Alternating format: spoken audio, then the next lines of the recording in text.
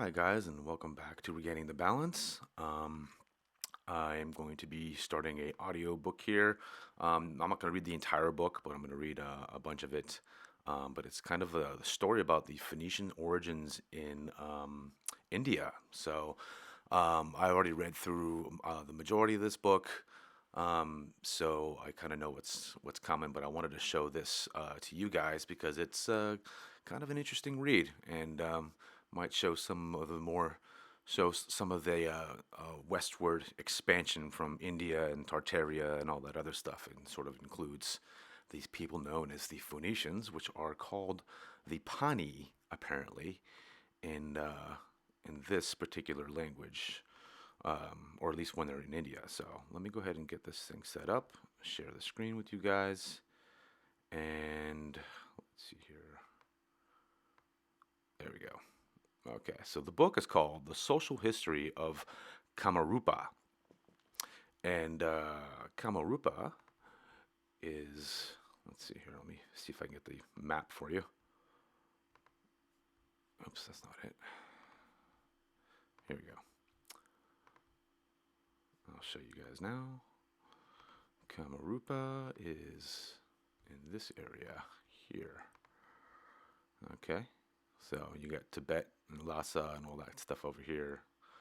And that's in the area of Bhutan, Bangladesh, and this part of India, Assam, and that kind of thing. Okay, so the social history of Kamarupa. And I'll just read a bit of this introduction here.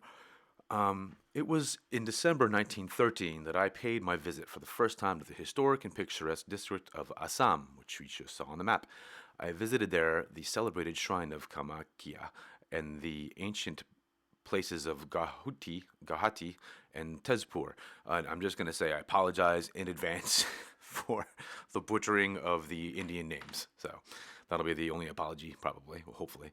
Standing in the ruins of an ancient civilization and in the midst of a wild scenery which strikes the imagination by its beauty and grandeur, I felt almost a fascination for the place. The historical materials which lay strewn all over the old Pragyothapur and other places do not yet explored by scholars threw new light on many obscure points of the past history. Let me just double check to make sure everything's okay. Yes, good. And I felt a strong desire to undertake the compilation of a history of Assam on a somewhat elaborate scale. Assam seemed to me to have been once the meeting place of various forces of ancient civilizations. I found in the country typical old Aryans still performing the Vedic rites, having lost all traditions of their ancestry, with sacred threads made of deerskin and reciting mantras which bear a strange resemblance to the ancient Riks. No one has, however, yet tried to interpret their sacred language and prove its affinity with that of the Rigveda and the Avesta, which is it unmistakably bears. I also found in the country descendants of the Vedic Panis, who are called the Phoenicians in this, on whom showers of abuse have been poured by the Vedic Brahmas, driven in a remote primitive age from the land of the five waters to these backwoods of eastern India. Interesting. Land of the five waters, huh? Evidences of the ancient sea trade of the Panis, who had preceded the Aryans as settlers in India, were also found abundant in the country. This wealth of material stirred up my imagination, and I proceeded at once to make a thorough search in the domain of historical studies on both sides of the holy stream of the Brahmaputra. The Kamrupa Research Society, Mahamopadya Padma Nath Vidya Vinoda, and a bunch of other names. A gentleman offered to render me every possible help as soon as they were appraised of my intention. In the winter of the next year, I paid my second visit to Assam with my friend Dr. Damodar Datta Chudwurhi, the famous artist and photographer. We traveled in various parts of the country, examined the materials found in the Kamakhya, Guwahati and its suburbs, and a good many ancient villages with their ruins from Guwahati to Tezpur. Lieutenant Colonel P.R. Gurdon, and then Commissioner of Assam in Surma Valley, Mr. Lane, the Deputy Commissioner of Derby, blah, blah, blah, blah, gives me facilities for studying the old records preserved in the government offices, which are inaccessible to the public, and I am deeply indebted to these scholarly gentlemen for granting me their special permission. Colonel Gurdon was kind enough to permit me to inspect the whole shelves of old MSS collected by the government of Assam and preserved in the Commissioner's office, and the similar facilities were granted to me by Cooch Behar State, where I found abundant records which have been very useful to me. Colonel Gurdon's earnest support in this matter of research cannot be overestimated. The government of Assam bore all the expenses of my journey to Tezpur for seeing and deciphering the rock inscription there. The original facsimiles of this are published in this volume for the first time, though their reading was published some time ago in the Behar and Orissa Research Society Journal. The first volume of this book contains a brief history of Kamarupa in the prehistoric age, as well as of the period from the 3rd to the 14th century of the Christian era. I have endeavored to show from many ancient books to what height Kamrupa had risen in point of civilization and prosperity long before the age of Mahabharata. I have already stated that the Panis, or the Phoenicians, described in the Vedas, you hear that? As an ancient race of traders whom the Vedic Aryans hated to a degree as they regarded them as their rivals, settled themselves on the eastern borders of India after they had been expelled from the western parts of the country by their more powerful opponents, the Aryans. It will be seen in this volume how the Lohita Sagara, the Red Sea, they sailed on board their sea-going vessels and crossing the boisterous waves of the Indian Ocean and the Persian Gulf, founded a kingdom on the shores of Asia Minor, which was called Phoenicia after their name. It is no mean glory to India that the race of mankind that civilized the eastern portions of Europe by dint of their commercial enterprise and their education had carried their civilization from Pragjyotisha, or modern Kamrupa, described in the Ramayana as washed by the waters of the Lohita Sagara, so the Red Sea. Though all traces of the existence of the Phoenicians, who were the originators of the European civilization, have been bottled out from the Western world. Look at that. Yet their descendants may still be seen in various parts of Assam. They have been brought to such a low stage in consequence of repeated foreign attacks that seeing them one can scarcely imagine that at one time their ancestors had risen to the pinnacle of civilization. Here we have a glowing example of how a highly cultured society sinks down to the bottom of degradation through vicissitudes of fortune. That is an extremely great point when looking at any history in general and civilizations. To paint them black and white is one thing, and I think it's a misnomer in a lot of ways. People shouldn't do that, and that's and the fact that the ups and downs and degradations and things like that happens to every society. So, the Chinese traveler Yuan Chuang visited Kamrupa in the 7th century A.D. In his description of the place, he has described Bhaskara Varma, the king of Pragjyotisha, as the Brahmana. Modern antiquarians hold that Yuan Shang was wrong on this point. As Bhaskara Varma had the surname of Varma, they are not disposed to call him a Brahma.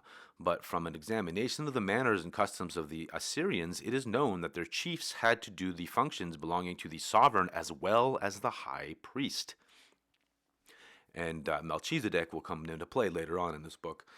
The king Bhagadatta, who was the ancestor of Bhaskara Varma, has been described in the ancient books as the Melcha king belonging to the Ashura tribe. Ashur equals Assyrian. It also has been proved that these Melcha chiefs were the political heads as well as high priests of the community. Yep, that's the same. That's exactly how Melchizedek is described. Hence, the statement of the Chinese pilgrim describing the line of Bhagadatta, as belonging to the class of Brahmas cannot be regarded as erroneous. It is strange that the ancestors of the Bhagadatta were not natives of India like the Pani-Kochs or the Pani-Koch or Koch. I'm going to call them Koch.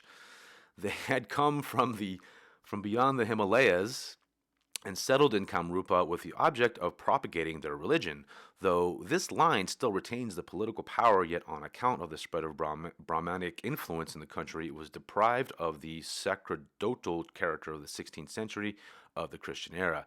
Now, it is not possible to find even a trace of it. How the Melecha dynasty lost its spiritual rights and how the ancient Melecha Samaja of Kamrupa sank into the depths of degradation has been elaborately described in the second volume of this book. It is recorded in the copper plate inscriptions of Bhaskara Varma that Pushya Varma was 11th in ascent from him in the line of ancestors. The Pushya Varma flourished after 3,000 years of the time of the Bhagadatta. Therefore, it must be admitted that the Assyrian influence commenced in Kamarupa more than 4,500 years before the present time. It has also been described in the first volume of this book how, on account of the ascendancy of the Malechas, the power and influence of the Vedic Aryans who had vanquished the Pani-Kochs came to an end, and how they were reduced to a low stage in consequence of the persecution of the Melecha rulers and under the influence of their manners and customs. The Melecha rule lasted in this country from the time of Bhagadatta from up to the 11th century AD. From the 9th century to the 11th century, Kamrupa was invaded by the Sura, the Pala kings of Gwada, the Chalukyas, the Chedis, the Rashtrakutas, the Yadavas, the Karnatakas, all of whom had led successful expeditions into the kingdom of Gwada. As a result of these invasions, the ancient Melecha line of Kamrupa was awfully weakened and was shorn of its former glory. Toward the end of the 11th century, Pragyotisha was invaded by the army of Gwada, and the Melecha king of the place was compelled to cede to the conquerors of Kamrupa and Kamta. It had been recorded at page 175 of this book, in connection with the description of the influence of the Vedic Brahmas, that only the Yajurvedi Brahmas belonging to the Gotras of Sandilya, Kapila, Bharadvaja, Parasara, Kasyapa, and Suramadiglaja were able to establish their influence in Kamrupa during the rule of Bhagadatta's line. But recently, the lost portion of the copper plate grant of the Bhaskara Varma, which was so long unavailable to historians, has been discovered. From it we learn the Rigvedi, Samavedi, and the Yajurvedi Brahmas lived in Kamrupa before the time of Bhaskara Varma. Of these three classes of Brahmanas, the followers of the Bhavrichya branch of the Rigveda were divided into Gotras of Kasyapa, Kosita, and Gautama, Parasarya, Badarajiva, Vara, and Katsya, and and those following the Chandoga branch of the Samveda belonging to the Gotras of Pascalia, the followers of Taittiriya. Interesting. The followers of Taittiriya branch of the Yajurveda belonging to the Gotra of Kasyapa, and those of the Charaka branch of the Gotra Katayayana, the followers of the Vajrasayanya branch belonging to the Gotras, blah, blah, blah, blah, blah. But I think that's kind of interesting. It kind of sounds like Tartaria, huh? Taittiriya. In all these three groups, the Brahmanas lived in Kamrupa, had 26 Gotras, but in after ages no traces could be found of the Samvedi and the Rigvedi Brahmas. Most probably they had changed their residence or their lines came to an end. Following lines occur in the Raja Harenda Narayanas. The Brahmanas, quote, the Brahmanas living on the northern bank of the Lohita were all followers of the Yajurveda. They were all Sadacharis and Ritvijas, Vedic sacrificers. They would lose their caste towards the middle of the Kali Yuga, and then all would be brought to the same level. The Milechas living in the east will destroy the caste of the Brahmanas living in the south of the river Lohita. The first volume deals with the spread of the Kayastha rule. I think there's only like a couple more pages of this. Yeah, and then we get into the meat. Okay. So the first volume deals with the spread of the Kayastha rule and the place after the extinction of the Melecha rule. Though during the Kayastha rule, the manners and customs of Gwada and the influence of the Gwadiya Brahmanas were introduced into the Kamrupa. Yet the Malekka manners and customs and ancient social ideas were not altogether banished from the place. Kayatha rule lasted there for about 200 years, then a Kshatriya line known as the Baskara dynasty became powerful in Assam. Through various traditions are current in Kamrupa and Upper Assam about this line of kings, and though many books of modern times profess to contain much information about it, yet really its true history is to become extent shrouded in mystery. The history of the Baskara dynasty has been narrated in the copper-plated inscriptions of the Valabhadeva of this line. According to the tradition, Jongal Balahu, or Valaba, the intelligent, was defeated by the Chitiyas and drowned himself in the Kalang River. After this, his descendants lost much of the glory of their ancestors and somehow managed to retain the kingship of the land in their hands. Most probably, the Kayastha ministers spread their rule after this time. These were the Adi, or original Buyas. They had no connection with the Baro Buyas who came after them. The power of the Adi Buyas came to an end on an account of the rise of the kings of the Ahom line in the eastern border of Assam. The account of the Adi Buyas has been given in the first volume. The social history of Kamrupa in later times forms the subject matter of the second volume. In this book, it has been described how the Baro Buyas rose to eminence in the central and western Kamrupa on the fall of the Baskara dynasty, how, as a result of their rule, they influenced the Brahmanas, the Kayasthas spread in several parts of the country, how their power came to an end on account of their internal strifes, and how the ancient Mecha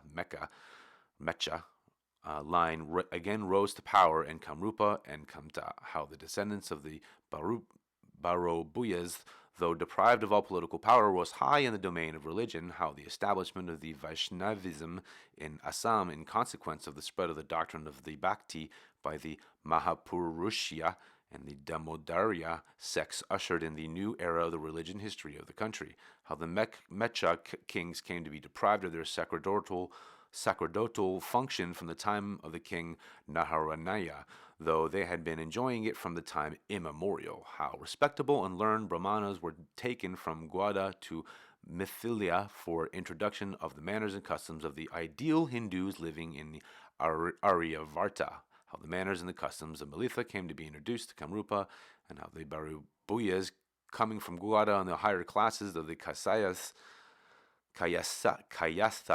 coming from the Mithila, proceeded with the work of social reform under the leadership. Good Lord, this is one long sentence.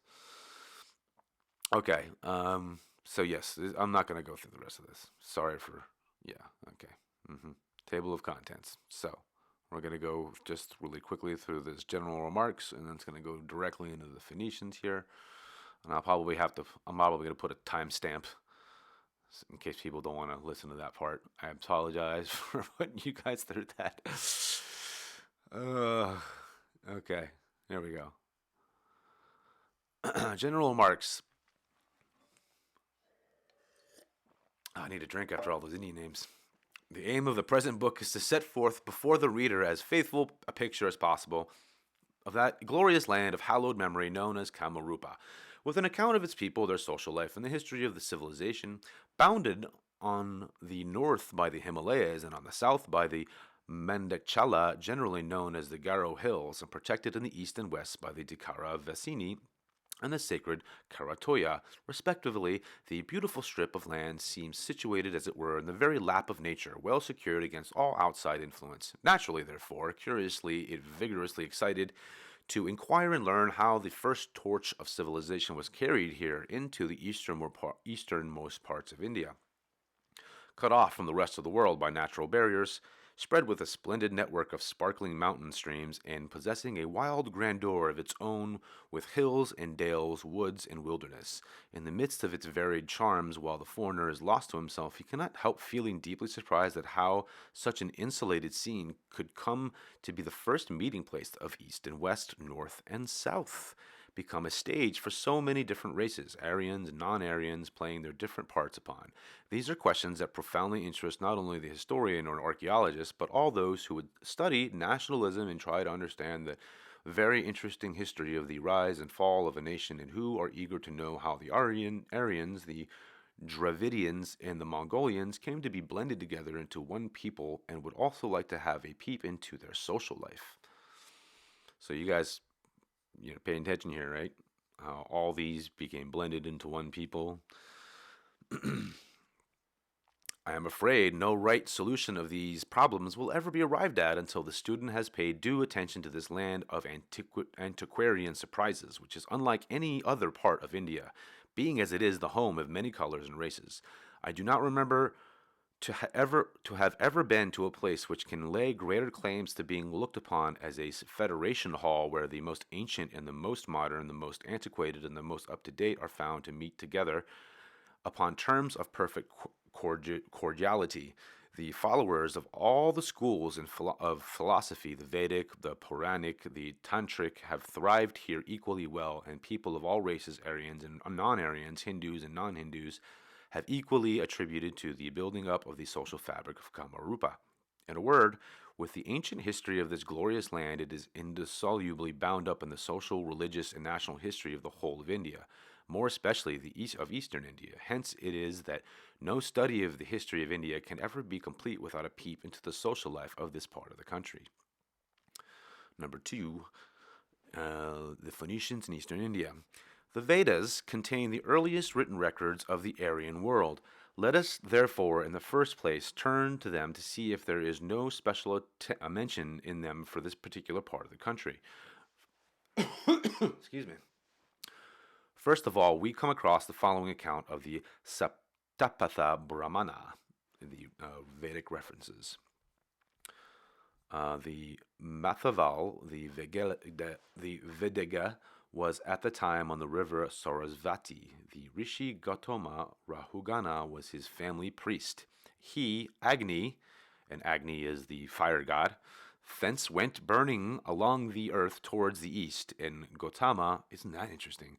Gautama Rahugana and Vedega Matava followed him as he was burning along. He burnt over, dried up all these rivers. Now that river, which is called Sandanira, flows from the northern Himalaya mountain.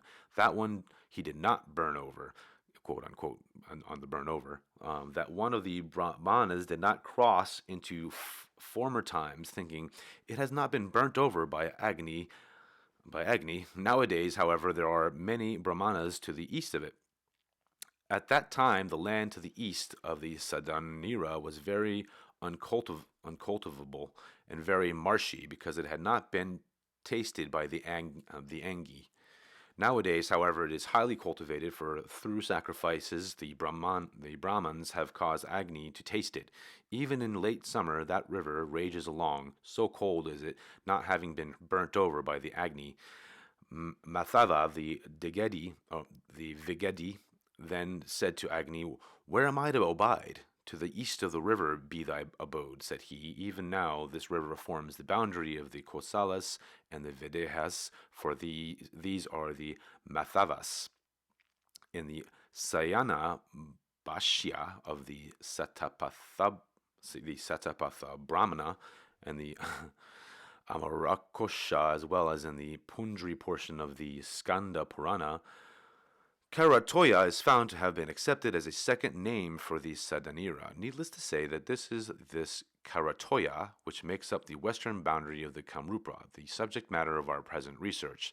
It has also to be noted that Western scholars have accepted the above quotation from the Satapatha Brahmana as an account of the spread of Aryan civilization in eastern India, while from the Rig Veda we come to learn that at first the Aryans marked out the banks of the Sarayu, or the territory of the Kosala, as the eastern boundary of the Aryavarta, home of the Vedic Aryans.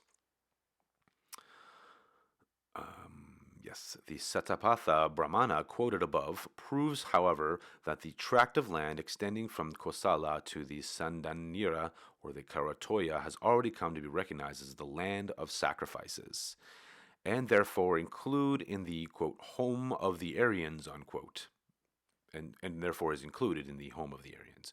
We do even find that many Brahmins had settled in the country to the east of the Karatoya. Many of them Brahmins are, however, now found to live on the eastern banks of the Sadanira. This line from the Satapatha Brahmana quoted above proves conclusively that in carrying the torch of Aryan civilization east to westwards, King Vedega Mathava and his priest Gautama Raguna were preceded and accompanied by a large number of Brahmins who settled in the country. Rahugana Gotana was no ordinary man. He was the Rishi seer who has published the Suktas 7493 of the first mandala of the Rig Veda. It was he whose priestly services were requisitioned in the performances of sacrifices by the Vedega Madhava when he was engaged in practicing Vedic influence and culture over eastern India. It will be no presumption to say that Vedega Madhava, in his endeavors to spread Vedic culture, must have been stubbornly opposed by the princes of these eastern territories who were non-Vedic in thought, spirit, and action. Their homes were invaded, whatever they held sacred and dear was being replaced by Vedic ideals, and naturally they must have resisted to the best of their powers. However,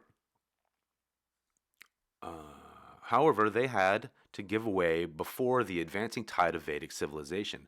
Now, Occidental scholars are found disposed to regard these princes of eastern India as aborigines. Interesting word. The Panis, and it says here next to it, the Panis, where were they? We find mention made of a particular race known as Pani in the hymns of the Rigveda described the Ruhagana Gotama. We learn from these that all races, the Panis, that of all races, the Panis offered the most stubborn resistance to the tide of Vedic civilization, led by the sage Gotama, Rahugana, and Vedega Madhava. It may not therefore be deemed out of place to turn to the Vedas to see if there be not any reference in them to these heroic Panis. From a study of earliest texts of the Vedas, we come to know that in the dim past, about 6,000 years back, when sacrifice-loving Aryans had not succeeded in establishing their culture over eastern India, nay, even before the caste system had been introduced, a powerful race of traders known as the Panis had made themselves master of northern India from the banks of the Sarasvati to Kamrupa. In his commentary of the Rigveda, Sayanacharya is found to have spoken of these Panis as asuras. In the earlier portions of the Vedas, however, they had never been referred to as such, and neither their characteristics nor their manners and customs had ever betrayed them as asuras. And remember, asuras is equated with the Syrians. Rather showing these two classes to be different from one another, the words Pani and Asura appear in the same hymn of the Atharva Samhita. In the Rik Samhita, the earliest literary work extant in the world, mention is made in speaking of the rise of the Vedic Aryans of two hostile camps, in the one being the Devas and the Asuras who were given to sacrifice, and the other being to the Panis and the Dasyus or Dasis, who were opposed to sacrifices. Although, as above, the line will show the Devas and the Asuras were spoken of in the earlier portions of the Rigveda as belonging to the same race and society, in the later portions these have been described as two hostile and different nations. And in course of time, their hostilities reached such a height and made them so characteristically opposed to each other that whether belonging to the Asura community or not, anyone who was opposed to the Devas was set down as an Asura. It was very likely that in the eyes of the Sayana and the Mahedara, the commentator of the White Yajurveda, the Panis thus came to be regarded as Asuras. Indeed, a study of even the hymns of the Rigveda composed under the inspiration by the rishis or seers, who were deadly enemies of the Panis, would leave no room for doubt that the latter were a powerful, prosperous, and civilized race. They were engaged in trade and commerce, expert in making money, and given to usury. And they dealt principally in milk, ghee, and curd, and their chief wealth was cattle. And they were known to the primitive Aryans as being mortal enemies of those who would perform sacrifices with meat and the juice of the soma plant. Now it was the cattle which formed the chief wealth of the Vedic Aryans. In the Virata Parva of the Mahabharata, it is described as a furious battle that took place between the Kauravas and the followers of the Virata, because the former had stolen 60,000 of his cattle. Wow, that's a lot of cattle. This gives us an idea of how highly the cattle were prized. No wonder, therefore, that just for the same reason many a deadly battle was fought between the Panis, who needed cattle for purposes of trade and cultivation, and the Aryans, who also needed them for purposes of sacrifice. These battles were not always decided in favor of one party, the Panis winning victory almost as many times as the Vedic Aryans, thus showing that in point of prowess, at least they were not much inferior. Indeed, in many places of the Rig Veda, the Vedic rishis are found to indulge in weak lamentations or fear of the molestation by the Panis, who were opposed to all sacrificial rites. Okay, this is clearly borne out by the following line from the very first hymn that has to be offered according to the Yajurveda in performing the Pitri Medahagyaga for appropriating the names of departed ancestors. And quote, "Be off the disagreeable Panis who are enemies of the gods," unquote. Does not this line incline one to entertain a shrewd suspicion that the primitive rishis, or at least the ancestors of those who were first to introduce the Pitri Medeha sacrifice, were either molested and killed by the Panis, or were at least terribly afraid of them? Or why should the sacrifice, to be performed after collecting the sacred bones of deceased ancestors, be introduced with an invocation like this against the Panis? Good question. Let us now see how the sacrificers and the Panis came to be so inimically disposed to each other. According to some scholars who have made a special study of the Vedas, when Aryan civilization under its rishis was spreading eastward from Punjab and flourishing localities of India were under the sway of the Pani chiefs, while the woods and hilly tracts were under the non-Aryan Dasas or Dasyus. Accordingly, most of the cattle were in the possession of the Panis, while the rishis also stood in very great need of them, as their sacrifices could not be performed without milk, ghee, and curd. We get the following hymns of the Rig Veda. The Panis had kept concealed in the cow 3 different nutritious substances, vis-a-vis milk, ghee, and curd. The Devas obtained them. Indra got one, Surya another, and the other gods the third one, from the luminary, fire or air. Look at that. Does not this quotation from the Vedas go clearly to prove that the Aryan sacrifices did not at first know how to get milk, ghee, and curd, and must have learnt their use from the Panis? Hence the cow came to be a very valuable thing with them after their intercourse with the latter. I don't think they mean it. Yeah, the cow was the cow was also valuable in another way. Veal was indispensable, an indispensable item of hospitality in those days. But it was the Panis. I bet you they were like cooking burgers and all kinds of stuff. The Panis chiefly to whom the cow belonged, and the Aryan sacrificer also stood sorely in need of the animal. Hence, regular and systematic attempts had to be made by the ancient Aryans to steal away the cattle of the Panis. Thus a deadly hostility sprang up between the two, and the sacrificers stealing away cows whenever they could, and the Panis recovering them heroically. It was almost convenient to take away the cattle at dead of night when the owners would be dead asleep, but it was probably for this reason that the Vedic rishis are found again and again to have called on Indra and the other gods to keep the Panis either unconscious or locked in an embrace of sleep. Isn't that interesting? They're literally a bunch of thieves. A bunch of cattle rustlers. This is like a story out of the Wild West or something like that, you know?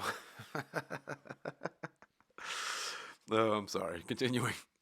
From a study of the Rig Veda, it appears that it was the Rishi Atharvan who was the first to kindle this deadly feud with the Panis. After him, Ajasya, the sons of Angiras and Navagus, long carried on this strife.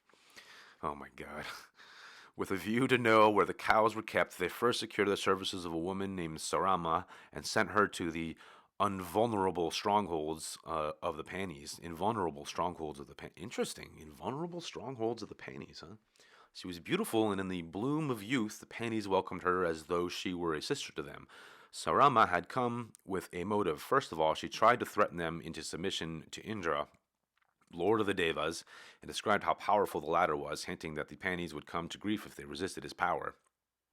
The Panis, however, were a brave people, paid no heed to her warning, and said, "Dear lady, quote, dear lady, you can dismiss all such fears. Our wealth, which consists of cows, horses, and other valuable things, is hidden in mountain fastness and guarded by those of us who are most competent for it," unquote. This is only one instance of the many ways in which the sacrificers were ever attempting to rob the Panis of their wealth. Of the rishis who were most inimically disposed to the Panis, the following names are most prominent, and I'm not going to read these. Sorry. You guys can read those later. It is these who are principally found to have piteously and earnestly invoked the vengeance of Agni, Indra, Soma, Mitra, Vruna, and the twins Asvins upon the Panis for bringing about their total annihilation or severe downfall. Okay, it says here, princes, rishis, and even wives of rishis joined hands in suppressing the Panis. Okay, continuing. Of the royal seers who took up arms against these enemies on behalf of the sacrificers, King Azamati and Dabiti, have been noticed in the Rig Veda only in rishis and princes, but also the wives of rishis occasionally went out to fight the Panis in hope of seizing their cattle. Wow, man, what a story! This is crazy. Panis are just like sitting there with their cattle doing their thing, and then these damn devas are coming stealing all their cows. Among these Amazons, Indrasena, wife of the seer Mugalla, has been accorded a high place in the Rig Veda, probably because she stole mad cattle. Among the Pani chiefs or leaders, the following names appear in the Rig Veda. And again, I'm just going to skip these.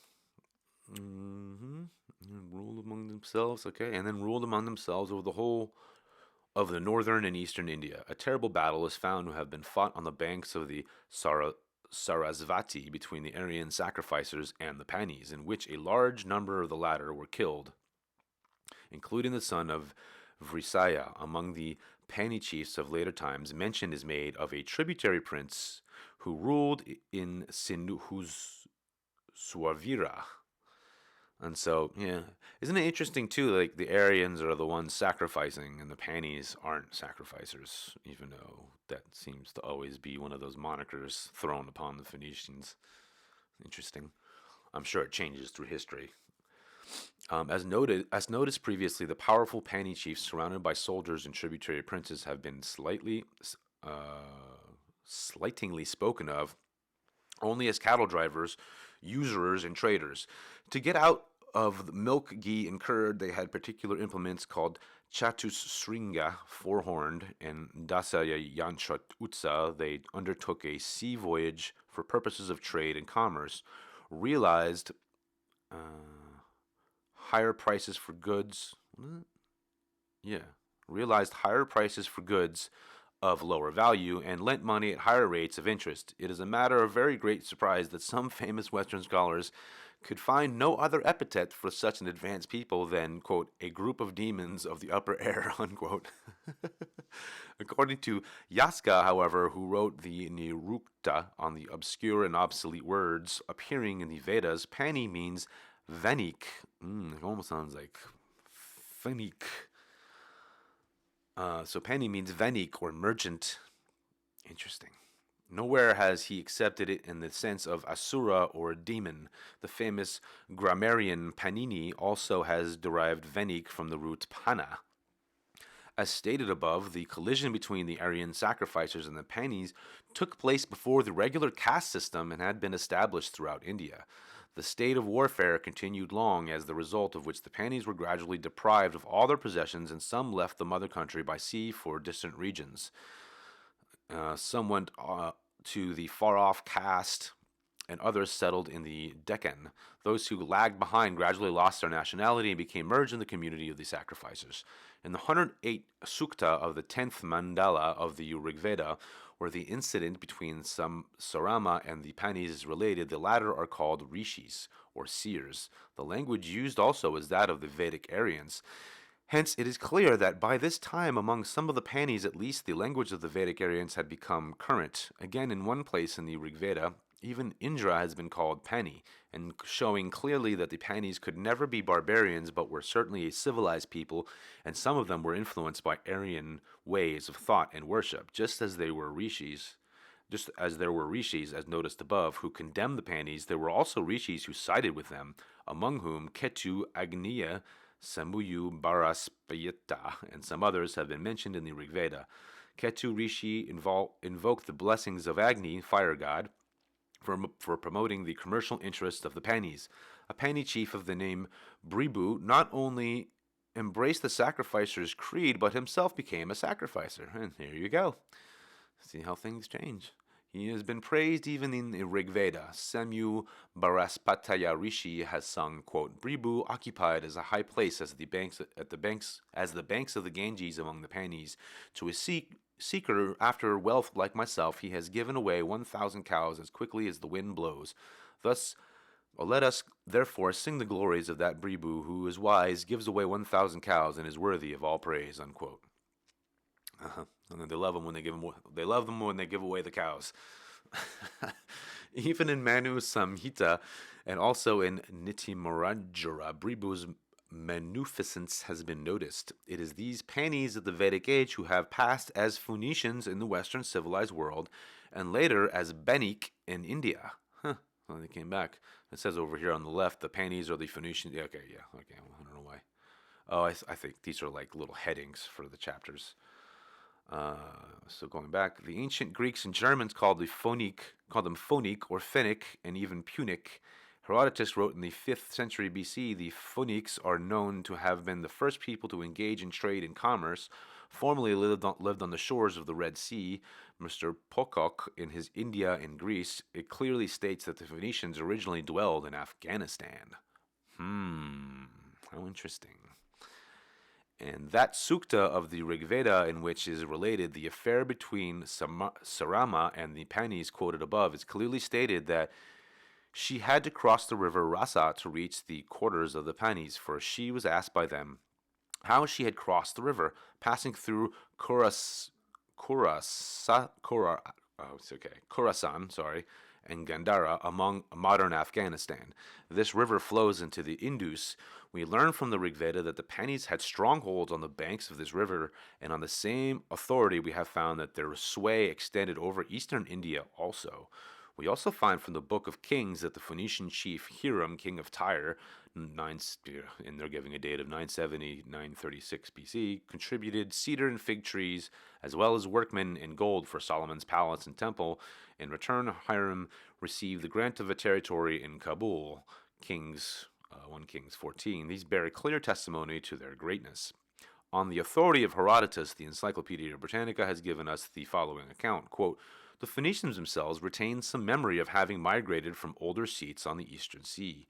And Herodotus, in this section, calls it the Red Sea, meaning probably the Persian Gulf. The tradition, therefore, seems to show that the Phoenicians believed that their ancestors came originally from Babylonia. By settling along the Syrian coast, they developed a strangely unsemitic love for the sea and advanced on different lines from the other Canaanites who occupied the interior. They call themselves Canaanites in their land Canaan, such as their name in the Amarna tablets, all right, the Ugaritic Amarna tablets, if I'm not mistaken, Kinani, yeah, that's right, so the first one's Kinahi, the other one's Kinani. The Canaanite sailors were spoken of as the red men. Listen to this. The Canaanite sailors were spoken as the red men on the account of their sunburnt skin. And way down the line, when we're done putting up all the preliminary pieces of this, we're going to connect these guys to North America, because there's absolutely a connection. The writer of the above article has come to the conclusion that the Red Sea, bounding the original home of the Phoenicians, is identical with the Persian Gulf. This, however, does not stand to reason. The Persian Gulf was not on the east of Babylon, and nowhere in ancient records has the Persian Gulf been spoken of as the Red Sea, by which name in olden times 2 seas were distinctly known, one being situated to the west of Arabia and the other to the east of India. Now the Red Sea bounding Arabia on the west can never be the sea of that name mentioned by Herodotus, for it is not situated in the east, as stated by him, but in the west of Phoenicia, the eastern sea.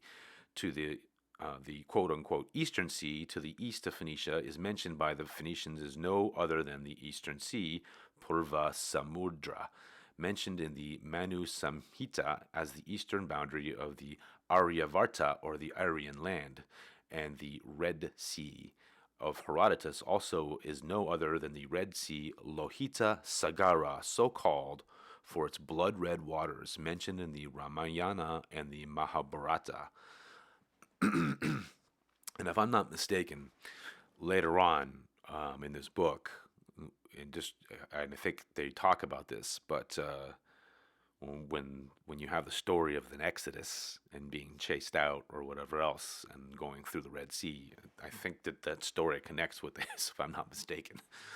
And if you guys listen to the other audiobook, the Ancient Fragments one, there's all kinds of alternative stories which sound like Bible stories but are completely upside down from what we know them to be. So, anyways, continuing. This point clearly to India as being the original home of the, or sorry, this points clearly to India as being the original home of the Phoenicians. The Pani's life described above also goes a long way to prove that the Panis and the Phoenicians were the same people, following the same calling, and there was a time when their authority was established over the whole of India. Evidently, they were compelled by the Vedic Aryans of western India gradually to migrate eastward until they settled on the other side of the Karatoya on the shores of the Lohita Sagara, Red Sea. We do definitely learn from the Satapatha Brahmana that the influence of the Vedic Aryans could not easily establish itself here in the Vedic age. The eastern banks of the Sandanira or the Karatoya having long remained inaccessible to them. At that time, these regions were known to the Vedic Brahmins as being mostly underwater. Interesting. It will it will have been clear from what has been said above that this will be further proved hereafter, that it was this land which was the center of Pani life, and it was from this home on the eastern banks of the Karatoya that the Panis or Phoenicians sailed out to far-off countries for purposes of trade and commerce. Geologists have established that there was a time when sea waves swept over the land, forming the present Mymensingh and Sylhet districts, lying to the south of Garo, Kassia, and Jantia hills, as well as to the west of the Sylhet and the Sehar hills. Now, therefore, this was the sea which the Phoenicians called the quote-unquote Eastern Sea, and which was also the Purva Samudra Eastern Sea of the Manu Sanhita, bounding Aryavarta in the east, so Aryan land. In those days, look at this, I'm learning Indian words.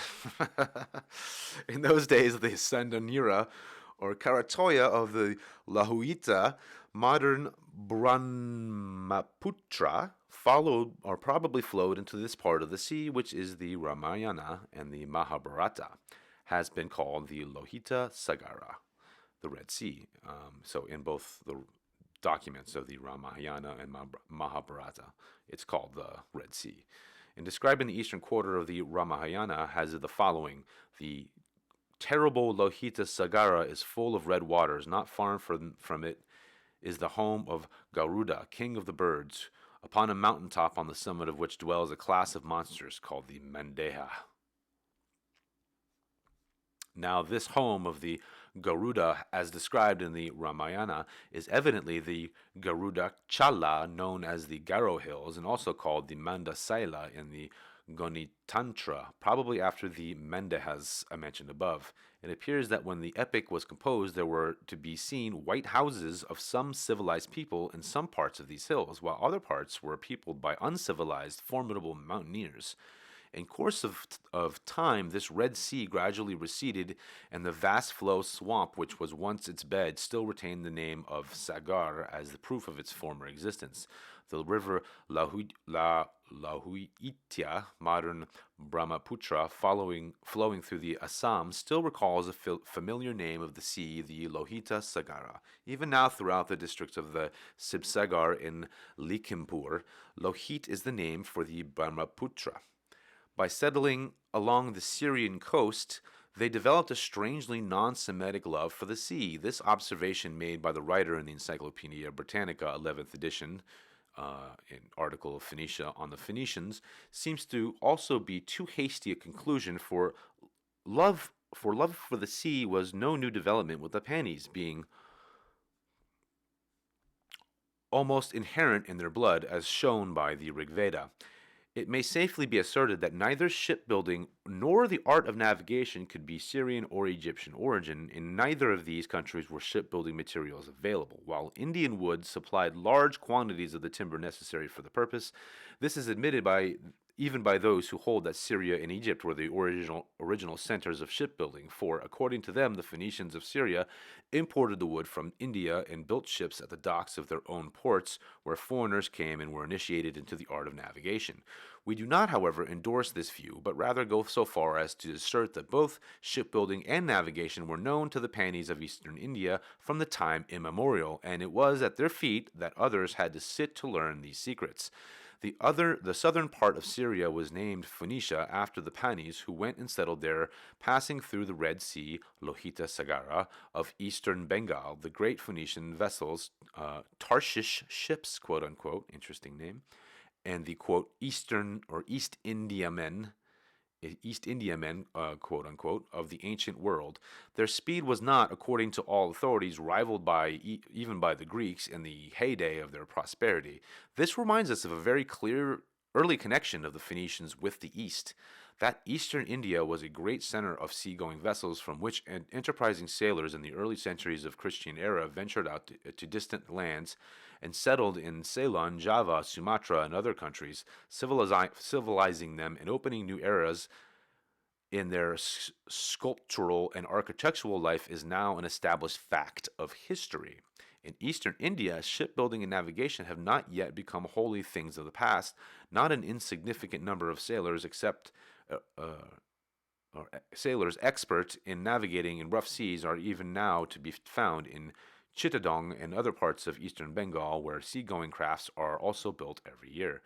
It is thus a matter of no small congratulations to ourselves that this sacred land of ours was also the cradle of that primitive race of traders who, over 4,000 years back, carried the torch of civilization to Assyria, Babylon, Greece, and other ancient countries. The Panis were not extinct as a race in the Punjab even after the sway of the Vedic Aryans, and had been established over the whole of India. We learn from the Bhagavad Purana that the Jadabharata was born of a Brahmana family of the Angiras stock during the reign of King Rahugana in the Punjab. The Panis of the Sovira were then worshippers of the Badrakali, having been blessed with no male issue. Their chief was arranging to propitiate the goddess by sacrificing a human being before her. Jadabharata was engaged in watching a field. Officers of the Pani chief seized him for the purpose of ordering him as a sacrifice to the deity. The bathing ceremony of the victim was performed according to the Vaisasa Samstha, observed by the Panis, when he was led amidst flourishes of music to the images of the goddess.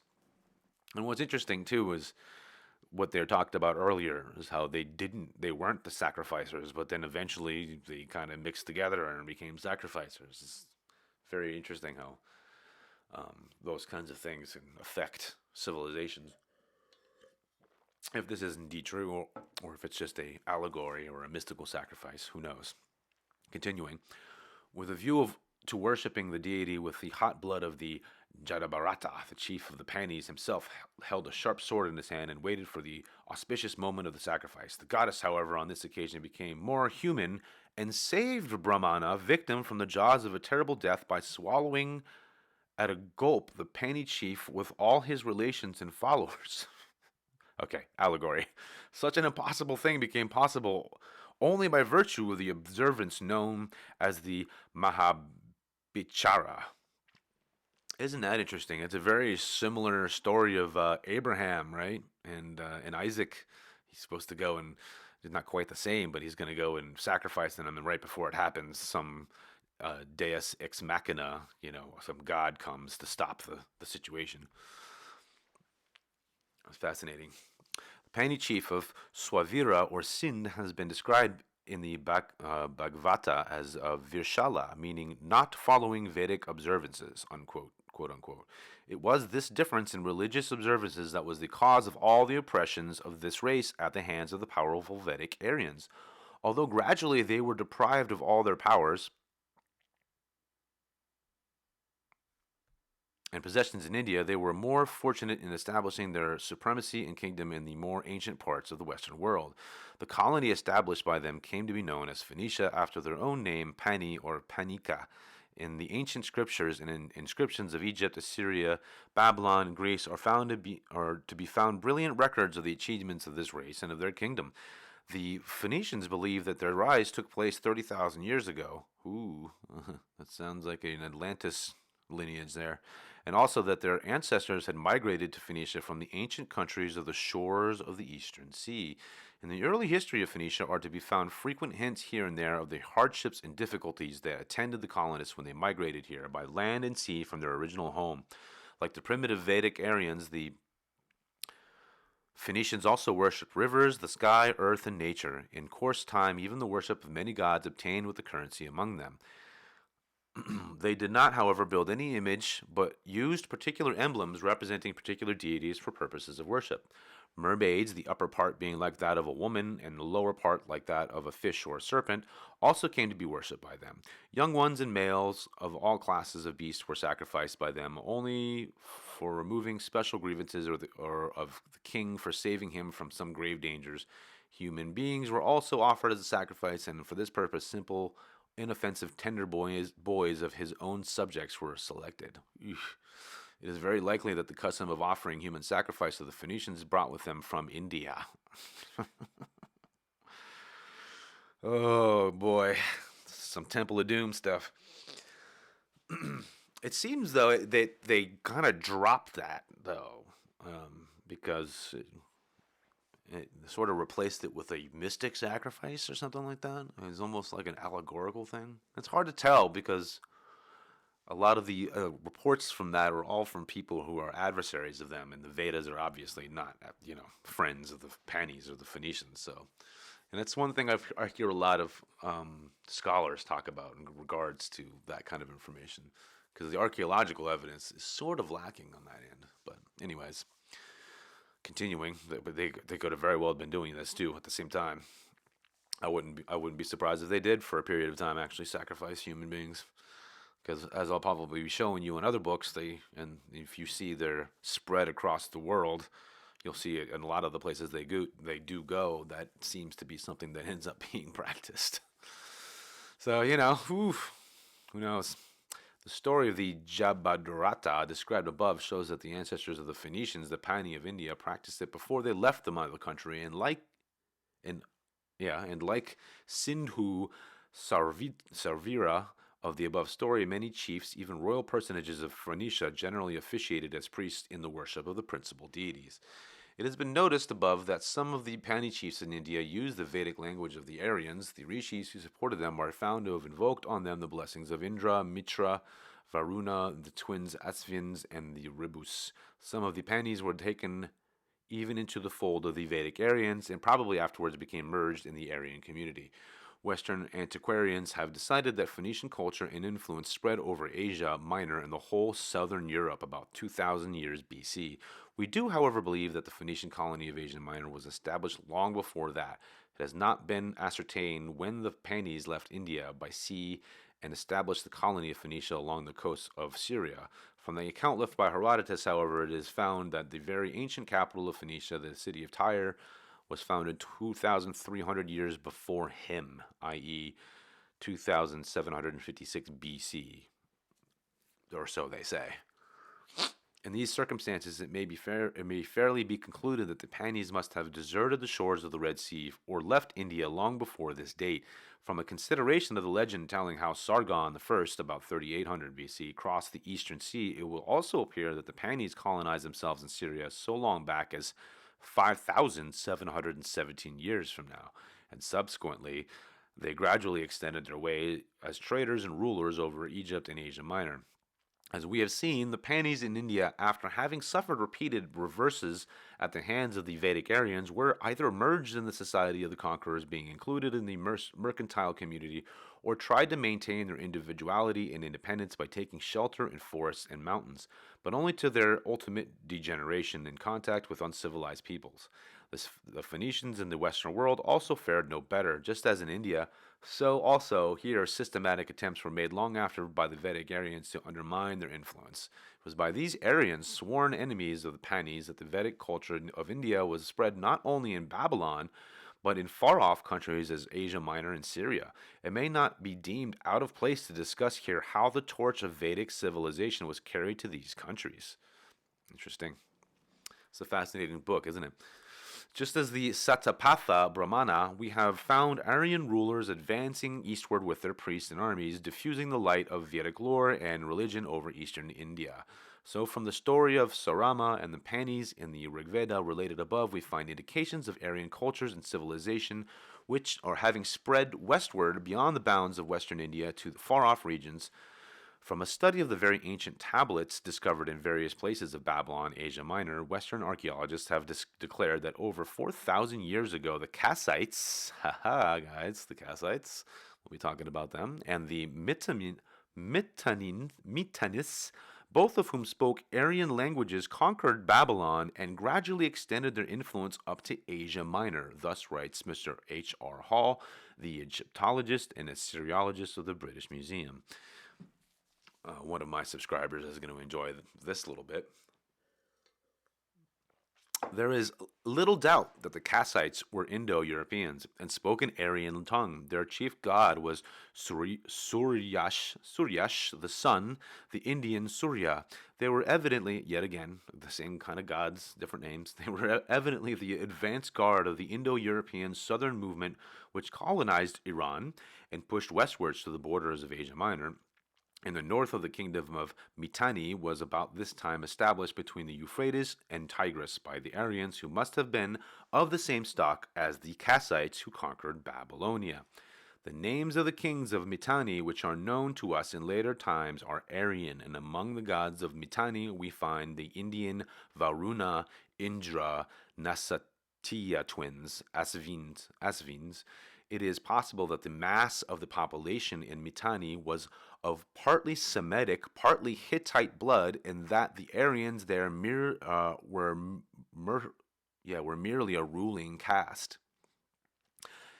Yeah, maybe. I can't imagine, because this period they're talking about is actually a pretty long period of time, supposedly. And to imagine that these people wouldn't, intermarry with each other, I don't know. It seems strange. Continuing, some modern Western scholars regard these Aryans as being a branch of the Iranian stock. We are, however, unable to endorse this view, but are strongly disposed to regard them as a branch of the Indo-Aryan family for the following reasons. The names of gods appearing in above quotation in reference to the Kassites and the Mitannis do not bear the least resemblance with Iranian names. On the contrary, they are found to be in close conformity with the names of the Indian Vedic gods.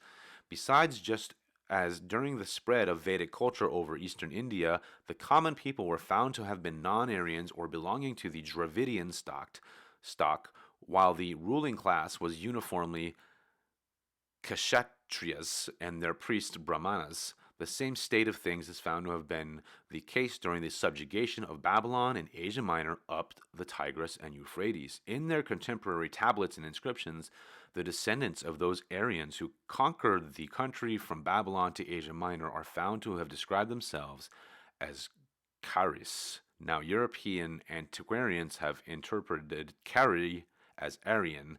Needless to say that this Kari is only a degenerate form of the Indian word Kshatri or Kshatriya. In the Puranas of India, the Kassites are found to have been named as Kassas or Kasyas. The territory of Kasi was established by the Kassas and also named after them. The Aryan allies of these Kassas were named Mitannis, which is only another form of the Sanskrit word Mitranika, meaning allied forces. This is fascinating, guys. This is very interesting. A lot of the pre-Bible kind of history here forming this area of the Levant with all these people. The territory of Mitanni was founded due northeast of Syria or immediately upon the northeastern boundaries of Phoenicia. Okay. All right, guys. I have to take, let me just see how long I've been going here. Let me put up the break sign because I think I might have to use the restroom and then come back and continue reading for a while. Where is my break sign? There it is. Okay. And then let me double check to see how long I've been running this. Okay, an hour.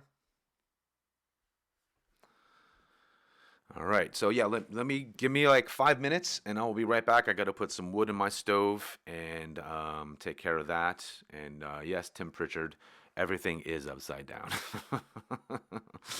and I don't think that's a mistake. So I'll put on a little bit of music for you guys, and I will be back as soon as earthly possible. Okay.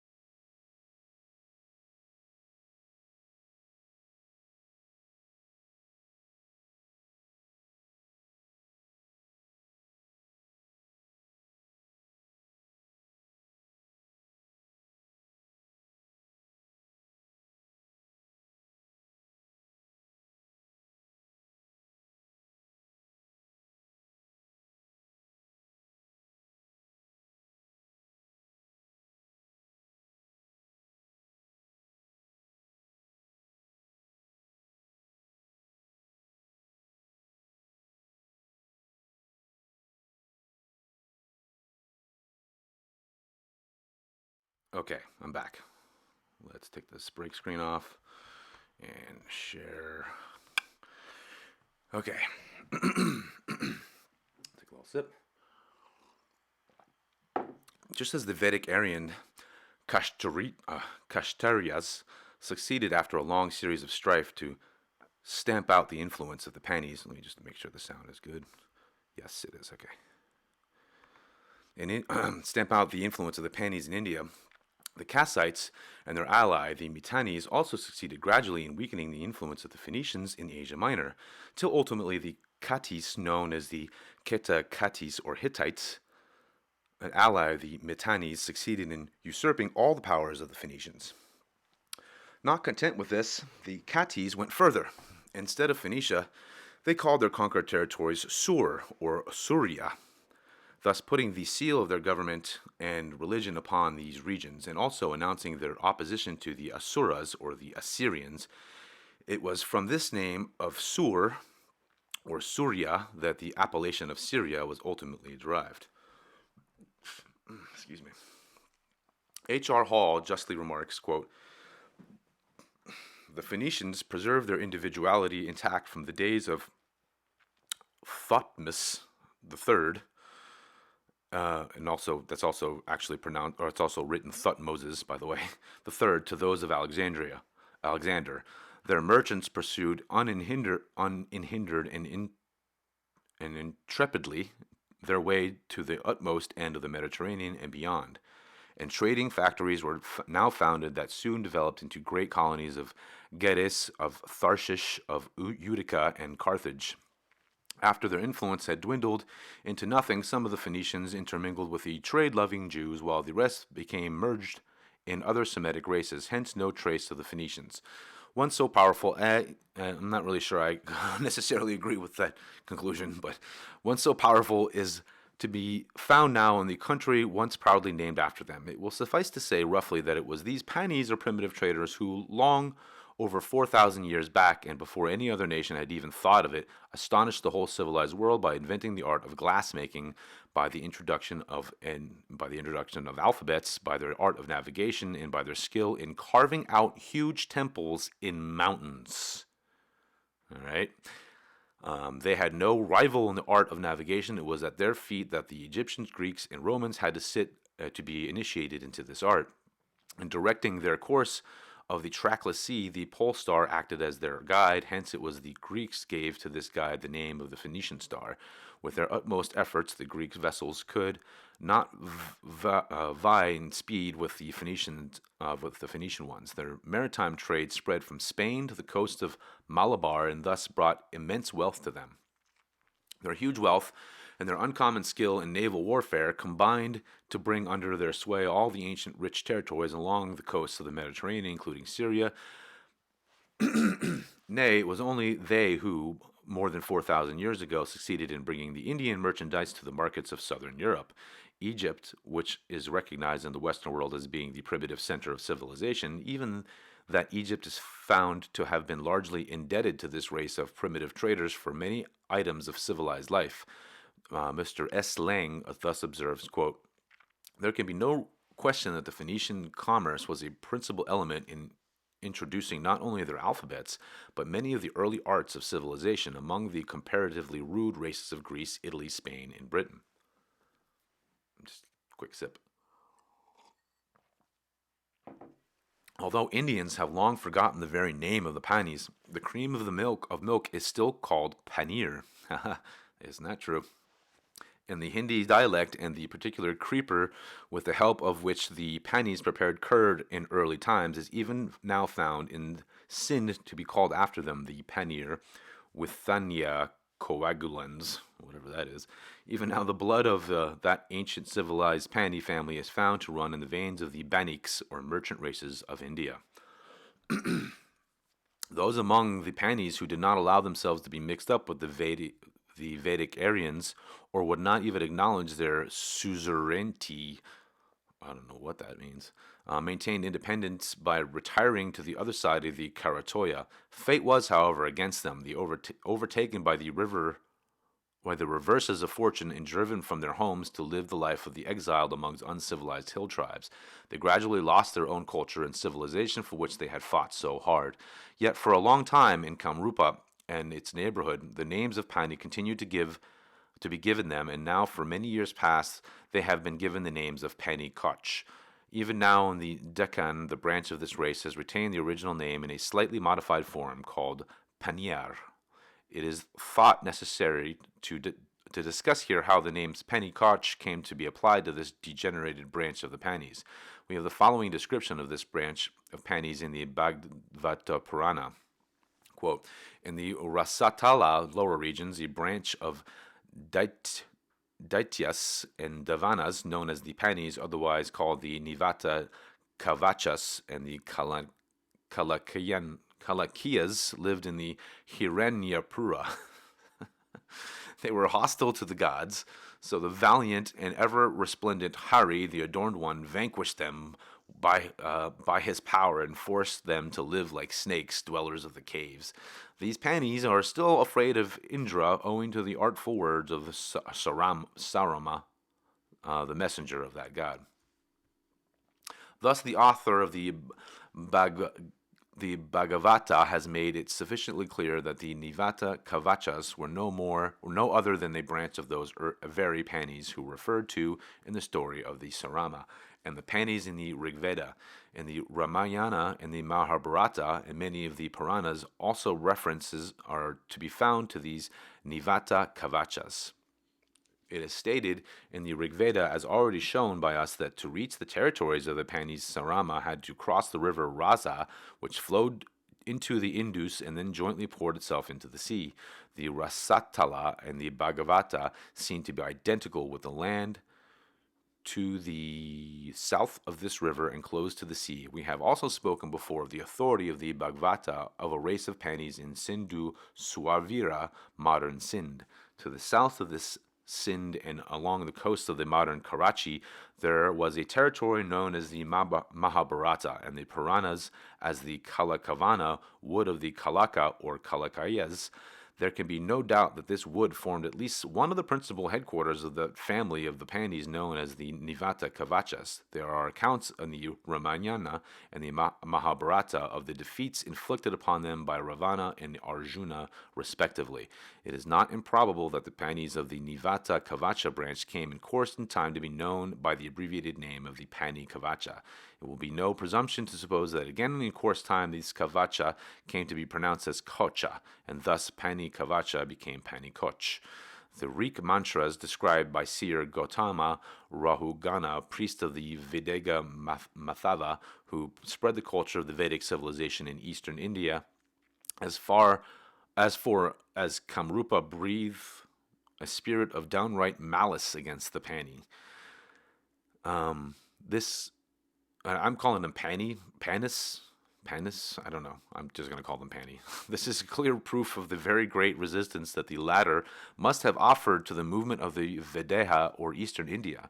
But as we have seen, with all their stubborn resistance, they could not hold their own, but were driven farther and farther from their home, till a party of them was forced to seek shelter near the Lohita Sagara or Red Sea, also known as the Eastern Sea. And some of them who took shelter in the mountains of Kamrupa came in course of time to be known as the Pani-Koch. A branch of these inhabited the eastern frontier regions of the Himalayas, has been called the Puranas or the Uktachas or the Uttara Northern Kavachas. And all the ancient chronicles of Assam, it is said that prior to the rise of the Mleccha rulers of the Naraka dynasty in Kamrupa was governed by the Danavas and the Kiratas. It is superfluous to say that everywhere in the Puranas composed by the Aryan Brahmanas, the Pani-Kavachas have been spoken of as Danavas. We have it also on the authority of the Ramayana that the time of the Ramachandra there was above the vast and fathomless home of the Varuna, i.e. above the sea, a mountain with golden peaks called Varaha and covering an area of 64 yojanas. And upon this mountain was situated a city of gold known under the name of Pragyotisha, where dwelt a vicious Danava Naraka by name. It has again been said that in the Kalika Purana that the Naraka was brought up by Janaka, king of the Videha. In the age of 16, he came to Pragyotisha, which was then populated by the uncivilized Kiratas, addicted to meat and drinking. Gadaka was the name of their leader. Naraka defeated him and drove away the Kiratas to the other side of the river of Dikaravasini, modern Dikrong, and then settled in Pragyotisha and made it his capital. He had a large number of Brahmanas and other high caste people brought here and made grants of land to them. He was a staunch devotee of the Kamakya goddess. It is said in his jealous regards for the goddess, he did not allow even the sage of Vasistha to enter the temple. Furious at this, Vasistha cursed him, which is said to have brought about his downfall. From the account of Naraka and the Samayana, as well as from the first portion of the story of Naraka as related in the Kahika Purana, it seems that after their influence had been eclipsed by the rise of the Aryans in eastern India, many families of the Panis took shelter in hills and mountains. The seer, King Janaka, found the Pani prince Naraka in one of these wild habitations, brought him to Mithila, his capital, and reared him with care. Long before his time, the land of Kamarupa to the east of the Sandurina or Karatoya was included in the territories of the Videga Matheva. Then the influence of the Vedic Brahmas was established here. It was during this period of Aryan supremacy that the city of Pragishtoshia was founded. The Vedic Aryans, however, could not reign here long in peace. The Kiratas of the neighborhood made occasional raids upon the city till they cleared it of the Aryans. Afterwards, the Pani or Danava prince Naraka came here. He defeated and drove them off and himself assigned the reins of government. It is not unlikely that he began his rule as a tributary chief of the Videha when many Brahmanas came over and settled there. After a short time, however, his Pani spirit got the better of him and he began to ill-treat and oppress the Aryan Brahmanas against whom the Panis had long ranged themselves. This cost him both his throne and his life. Chapter 38 of the Kalika Purana, we find the following, quote, Seer Gautama, priest of the sage Janaka, solemnized Kesavapana and other ceremonies of Naraka with incantations laid down for the purpose of the Rik, Yajus, and Samavedas in accordance with the custom of the vogue among the Kashtriyas, unquote. Again in chapter 39 we have, quote, well versed in the Vedas, devoted to the Brahminical duties, a good statesman, liberal, devoted to the Vedas, and unflinching in his devotion to the goddess of Katanya, Kamakya, Naraka began to rule over the Nilakuta hills.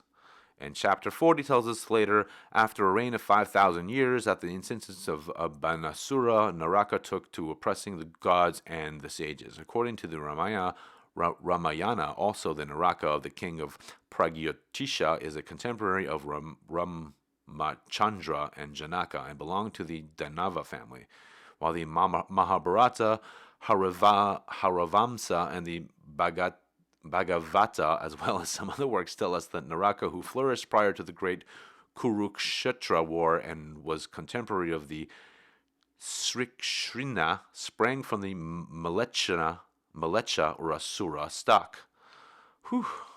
He flourished towards the close of the Dvrapara age and was killed by Krishna. How interesting. And Krishna is one of those, is like the Indian Christ character. So interesting how that connects here with this old line of Phoenicians, considering they have a very similar mystic type of sacrifice type of idea of sacrificing yourself for the good of others, mystically. So continuing, I had to take a break from all the names for a second. From the above conflicting accounts, it is evident that the Naraka of the Ramayana and the Naraka of the Mahabharata could never be the same person. One was initiated into the Kashtriya rites, while the other also discharged Brahmanic functions. It seems that all kings of Kamrupa prior to the ascendancy of the Kirata family passed under the general name title of the Naraka. It will suffice to point out that here from the quotations made above that although all the Naraka kings or families who flourished prior to the reign of the Malecha or Asura Naraka were either Danavas or Panis, some of them at least would have observed some of the Kshatriya rites with the help of priests invited from the Mithila. It has been already noticed from the Rigveda that some Pani kings of the preceding generations also did the same. Those who followed the Vedic cult were probably recognized by some as Kshatriya kings. In spite of this, Among the Narakas of Kamrupa, however, there are many who would not shrink wherever opportunity offered itself from feeding fat their racial grudge upon the Aryans who were loyal to the gods and the Brahmanas.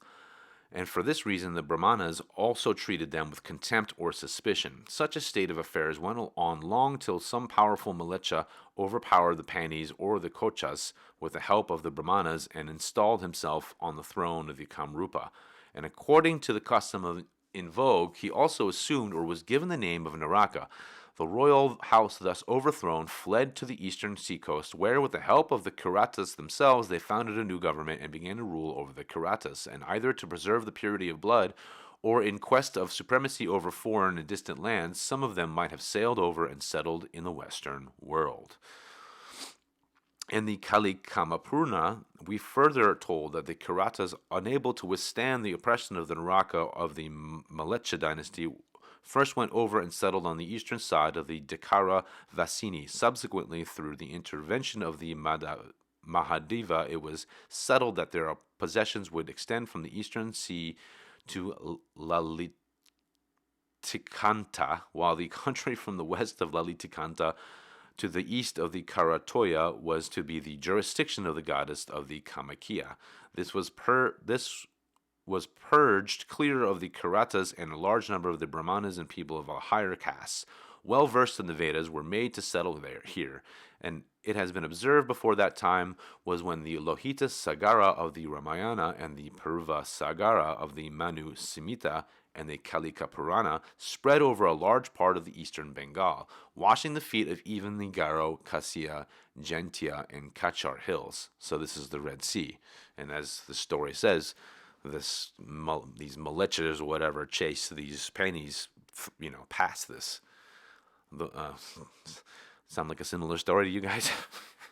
The modern Kacharis are no other than descendants of those Utkachas and Kiratas who inhabit the eastern shore of this eastern sea mentioned in the Brahmanda and the Kalikamrunas. The royal house of Kachar has ever since its foundation passed as having descended from the Gatochakocha, son of the Hidimba. According to the Ravakanda, the Sanda Purana, Gatotacha married the daughter of the Bhagadata of the king of Pragyotisha. Oh boy. According to the Bhavishya Brahmakanda and the Digvijaya Prakasa. Okay, yep, and this and the Assam Burangi, as well as the local traditions, the ancient name of the Kachar as Hadimba or Hadamba, and the Himapur in Assam is said to have been once the capital of Gatotacha dynasty. Many people are of the opinion the Dimapur is only a degenerated form of Hidimapur. And I wonder if going through looking at some of these areas, looking at maybe some of the rock face, the dwellings carved out of rocks and stuff like that. Be interesting to do a little bit of a search through some of those images. Okay, continuing. Because there is some really crazy stuff out in that whole area, which is very, I can't remember the names of some of them, but there's this one that's like a huge plateau, and it looks like it had these gigantic structures on top of it, which has been destroyed by God knows what. But anyways, continuing, there's already been noticed that the Gataka was one of the Gataka, the Gataka was one of the earliest Kirata chiefs, just as in the Treta and the Devapra, just as in the Treta and Devapra age, the predecessor of the Bhagata Datta on the throne of the Kamrupa were all given the common name of Naraka. So Naraka is basically the king. Also, the earliest Kirata princes might have been given the common title of Gata or Gataka. Hence, we find that even the son of the Hidamba, upon his ascension to the Kirata throne, came to be called Gata after his predecessors. The addition of the Utkacha to this title, in this case, making it the Gata Tokacha, seems to have been due to this descent from the Utkacha or northern Koch family. So he was a Pani or a Phoenician. It has been observed before that, according to the Brahmanda Purana, a branch of the Kalakeyas or Panis inhabited the hill tracts of the Assam, making up the eastern frontier of India, were known as the Utachas. These Utacha or northern Koch were afterwards called Kachar or Kachari, or I bet you that's probably where Karachi comes from, right? Maybe.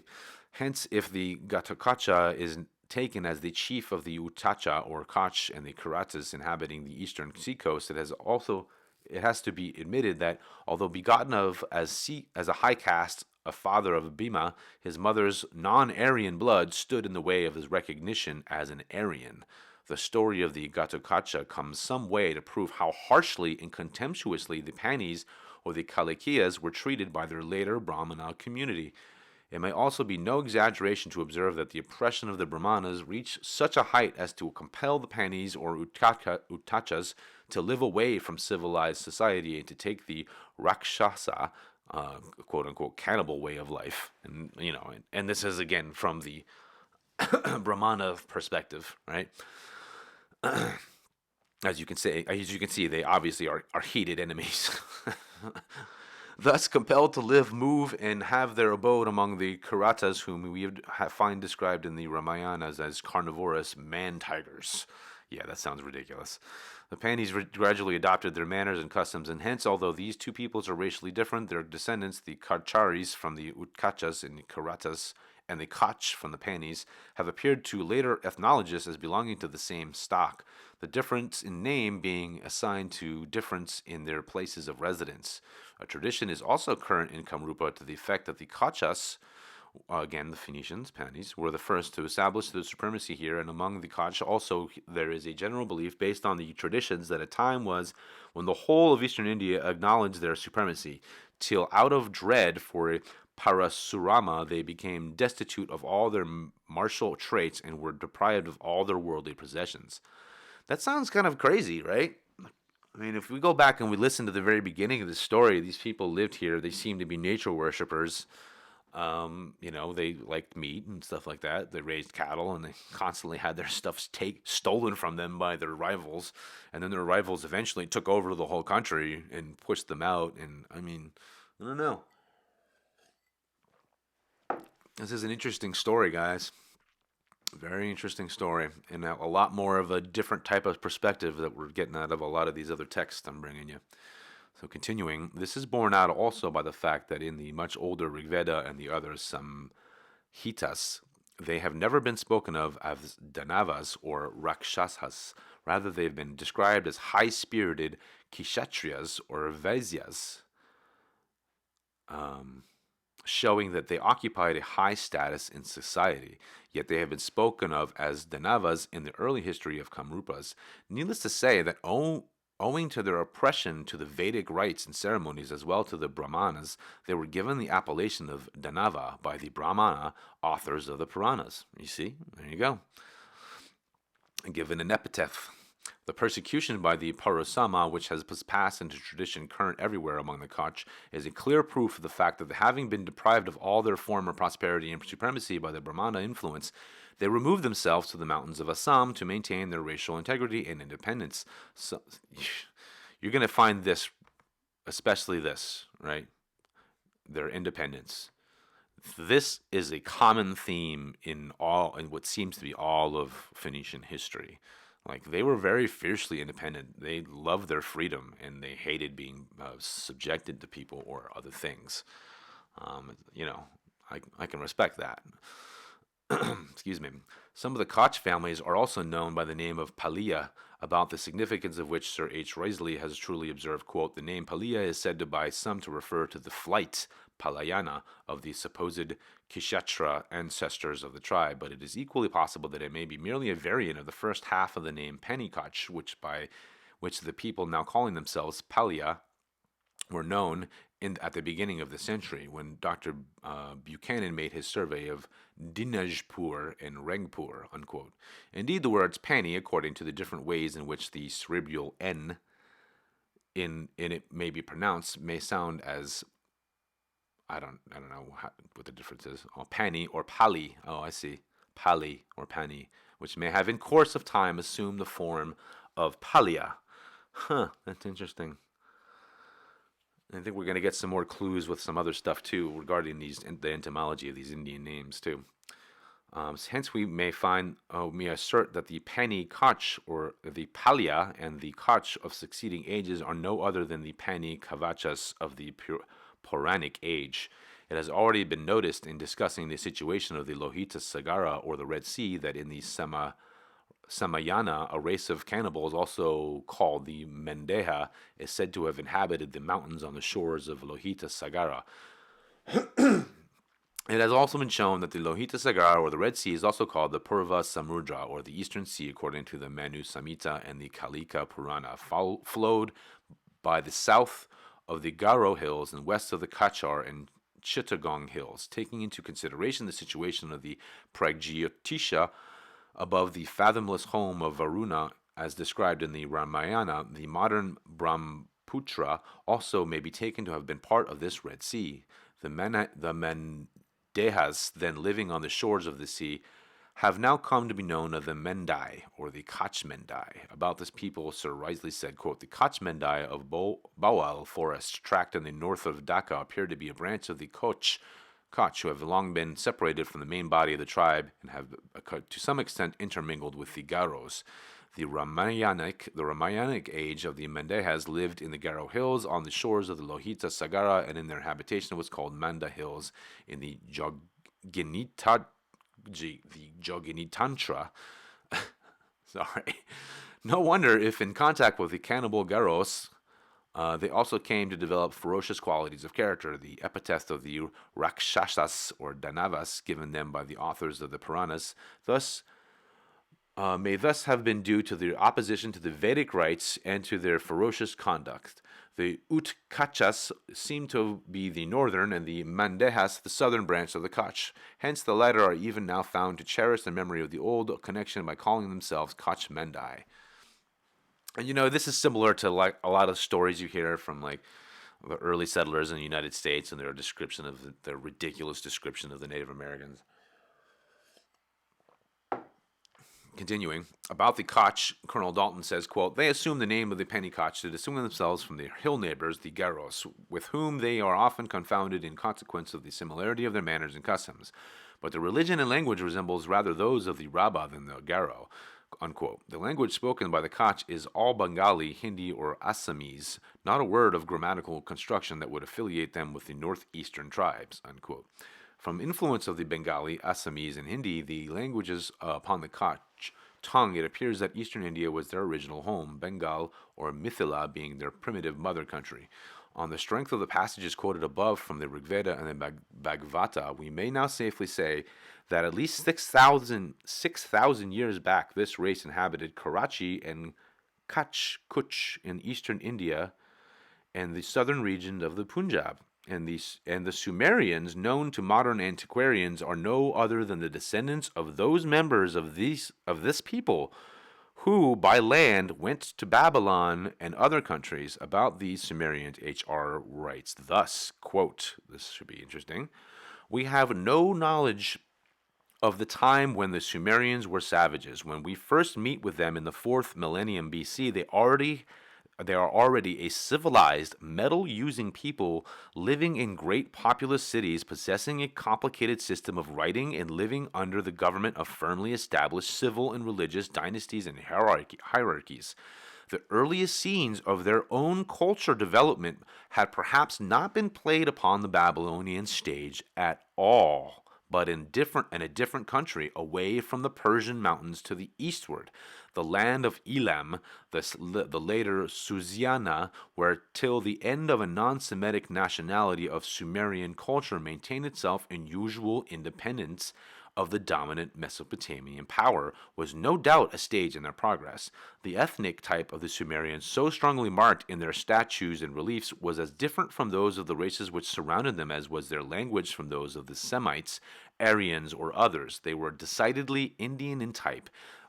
And the Luoyuans civilization guys would be probably a very good example of that. And I'm going to show you a document after we're done reading all this to sort of connect that, because the names are unquestionably Indian-based.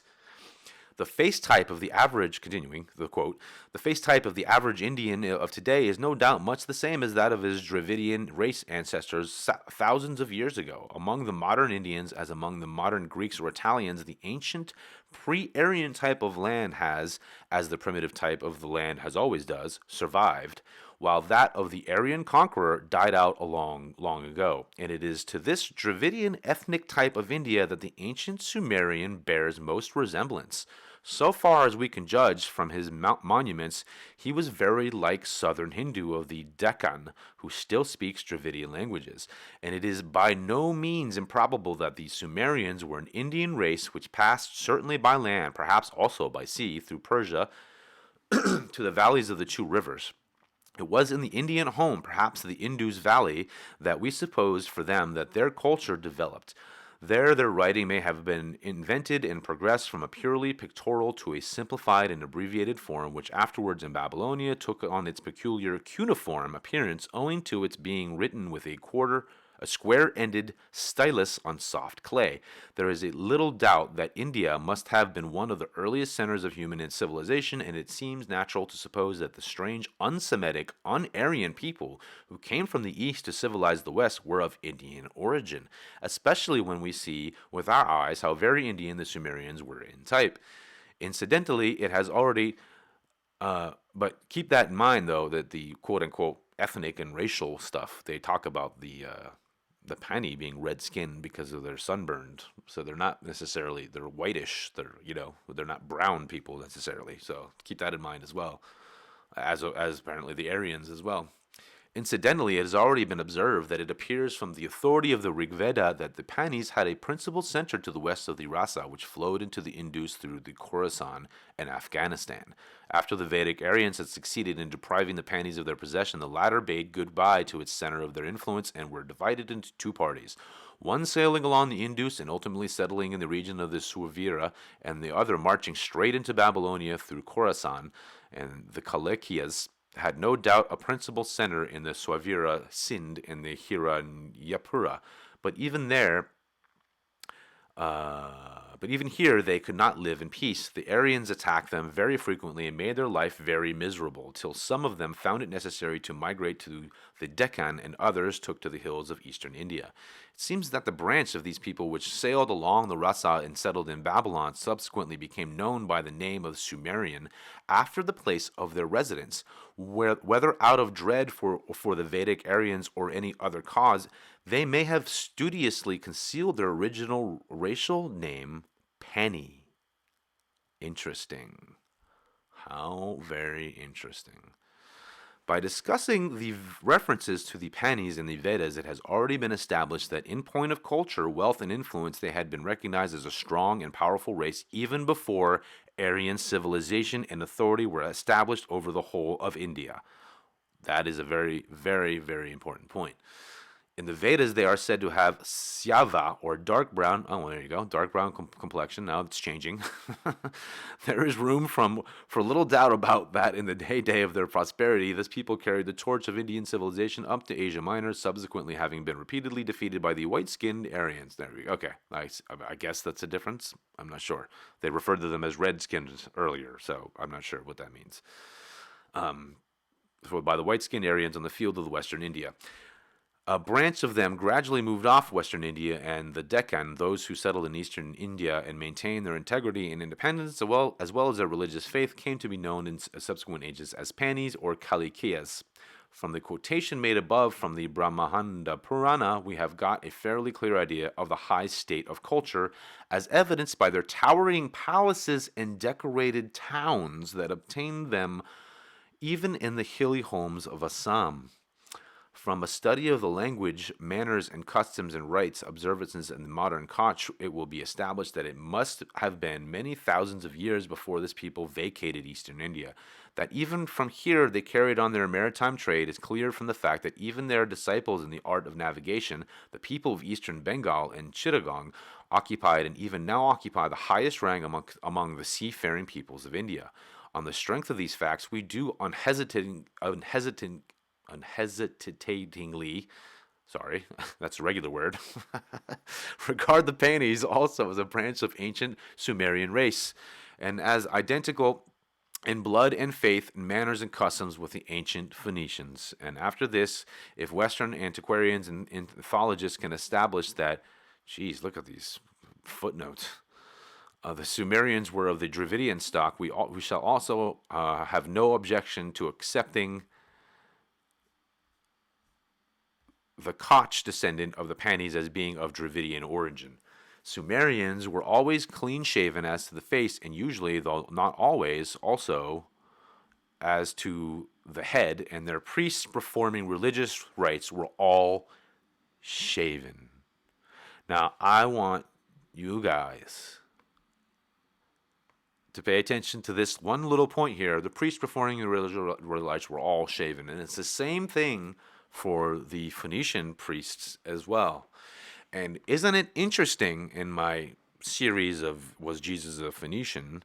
I haven't brought this up yet, but I'm going to bring it up now, and I'll bring it up later in the next versions of it. But Apostle Paul, when he got struck down off of his horse or whatever by the light of Christ, and then decided to be a disciple of Christ, he did what? He shaved his head. Interesting, huh? Because if I'm not mistaken, in the Hebrew faith, you're not supposed to shave your head. That's why you have the curls and the locks and all that other stuff, if I'm not mistaken. And I mean, correct me if I'm wrong, but I do believe that the priest class does not shave their head in the Hebrew faith. But as you can see in the Phoenician ones, they do. So as another little clue, just saying. Continuing though. Needless to say that although this practice even now obtains in eastern India, it has not come down from the Vedic Aryans, who could not take part in religious performances with shaved heads or without their turbans on. How interesting. While as among the Sumerians, among the Panis, also priests with shaved heads performed religious rites. Let us now examine the constitution of the manners and customs of the ancient Panis or the modern Koch, and see if there is nothing common between these and those of the people of distant Phoenicia. This should be very interesting. Number one, probably in allusion to the dark complexion of the race, the Greeks called the Phoenicians blood red. See, I wonder. It's interesting. You see, it's very interesting distinction here. The Panis or the Kalikias also have been described in the Puranas as being a dark complexion, and the Pani-Koch or Koch of modern times also are found to have a blood red or dark brown complexion. Number two, the Puranas and the Panis or the Kalikias, inhabiting the frontier mountains of eastern India, are said to be living in mountain caves over which their edifices reared their lofty heads. Compare this with the following description of the ancient Phoenician house. Quote, Phoenician architecture had its beginning in the widening and adaptation of caves in the rocks. Oh boy, guys, that is a big clue for the future. The impending building of later times, constructed of great blocks of unhewn stone, are direct imitation of such cave dwellings. Fascinating. I'm gonna have to go out and find a bunch of interesting images from around the world to show this, and maybe even see if I can follow that in the course of what this book is telling us. So even to this day, in the hilly tracts of Assam, some Pani-Koch families are found to dwell in mountain caves, and wherever any mountain is discovered, it is found to be in close conformity with the description quoted above. The Phoenicians did not set up anthropomorphic statues of the gods, but symbolic pillars of stone, or in this case, the Queen of Heaven, or of wood, Asherah. And that is very true, actually. That's another interesting point about this whole idea, especially in the Old Testament, where they talk about, you're not supposed to worship idols, right?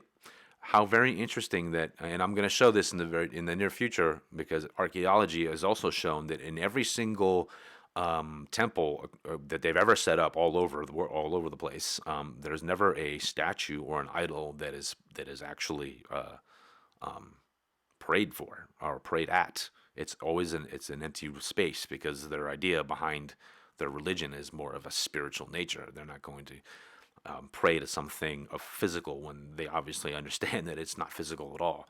So instead, the symbolic pillars of wood they say here, and it's also been talked about as being the pillars of fire and the pillars of wind as well. So sorry for the digression. Continuing.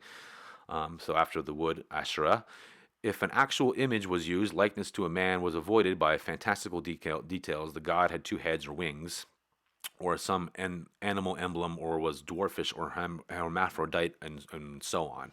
So very similar to the, actually very similar to the Vedic kind of stuff, with Shiva standing on top of the dwarf of ignorance.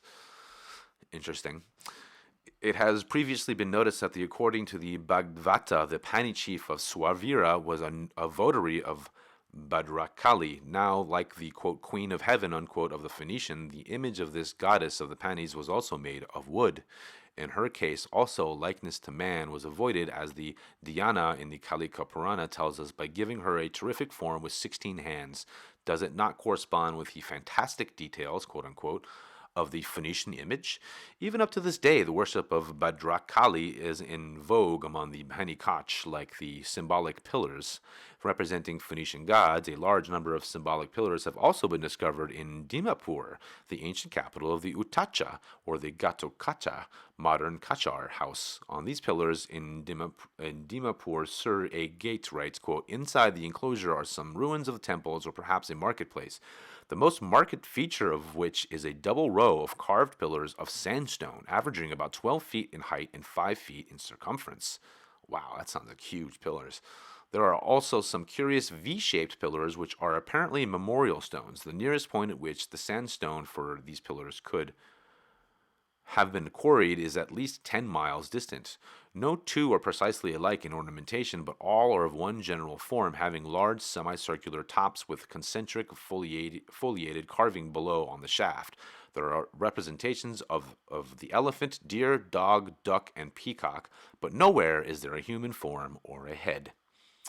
Do not these symbolic pillars of Dimapur and their workmanship remind us of the ancient Phoenician style of architecture and worship? Not to mention, I would also add, in Egyptian for that matter. There are hints of the Rig Veda of a certain class of Panis who were enemy to the Aryans and given the epithet of Sisnadevas, or worshippers of images representing male and female energy. Ah, you see? How very interesting. It's so funny how you see, like, the how the smack talk through history. Oh, it's so very interesting. Male and female. There you go. There's the duality of, again, being played out, even though they themselves also have their version of duality in their own religion. How interesting. In the Brahmananda Purana, also the Kalikayas of Kamrupa have been described as worshippers of Siva, the male energy. Again, and Siva would be Baal, right? Baal Hadad. Again, we have had the following from the Kalika Purana: out of the, quote, out of the dread for Parasurama, the descendants of the ancient royal house of Kamrupa disguised themselves as Malekshas and sought the protection of the Jalpisa Linga. They worshipped him and always spoke the Malecha and the Aryan tongue. This god not only sheltered them, but extended a large amount of patronage to them, so much so that they passed as Gana, retinue of Jalpisa, and no worship would be acceptable to him unless and until these were first appropriated, unquote. Needless to say that this Jalpisa Linga was from time immemorial in charge of the Koch family, and it was they alone who, in ancient times, were recognized as his sole priests and votaries. At first, the Vadika Brahmanas were opposed to the Linga this Linga worship and branded its worshippers as knaves. And if not mistaken, Linga worship is like the male phallus worship, right? If I'm not mistaken, maybe not. I don't know. I think the Linga and then the Yoni are the two things that come together. So I think I'm right, which might explain the whole thing with the whole myth of Osiris and being broken up and having his linga lost, which is supposedly why you have basilisks everywhere. But continuing.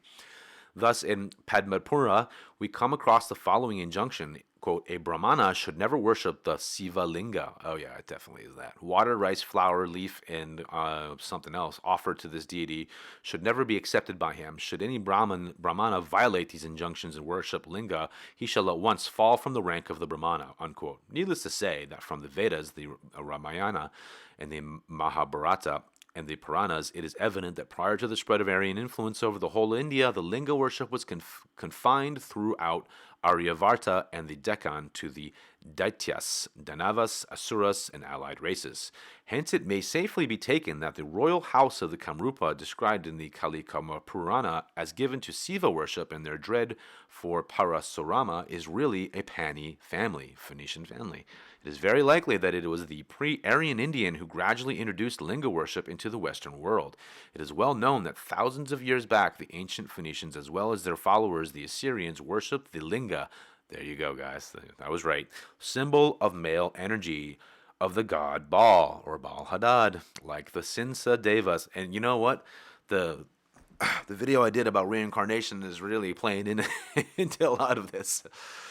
Like the Sinsa Devas, worshippers of the Sinsa or sexual organs, the Rig Veda, these votaries of the Linga of Baal, also have been given in the Bible the epithet of Shiun or Chiun.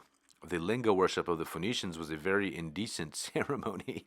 From the account left by the Lucian, okay, well, there we go, yet again, we come to know that there was in a certain temple in Syria a Linga full 300 fathoms high. Upon careful considerations and observation of the ancient Sakta or Saiva temples,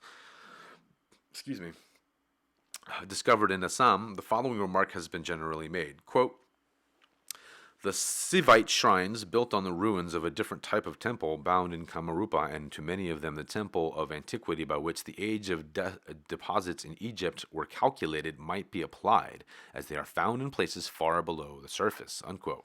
Interesting.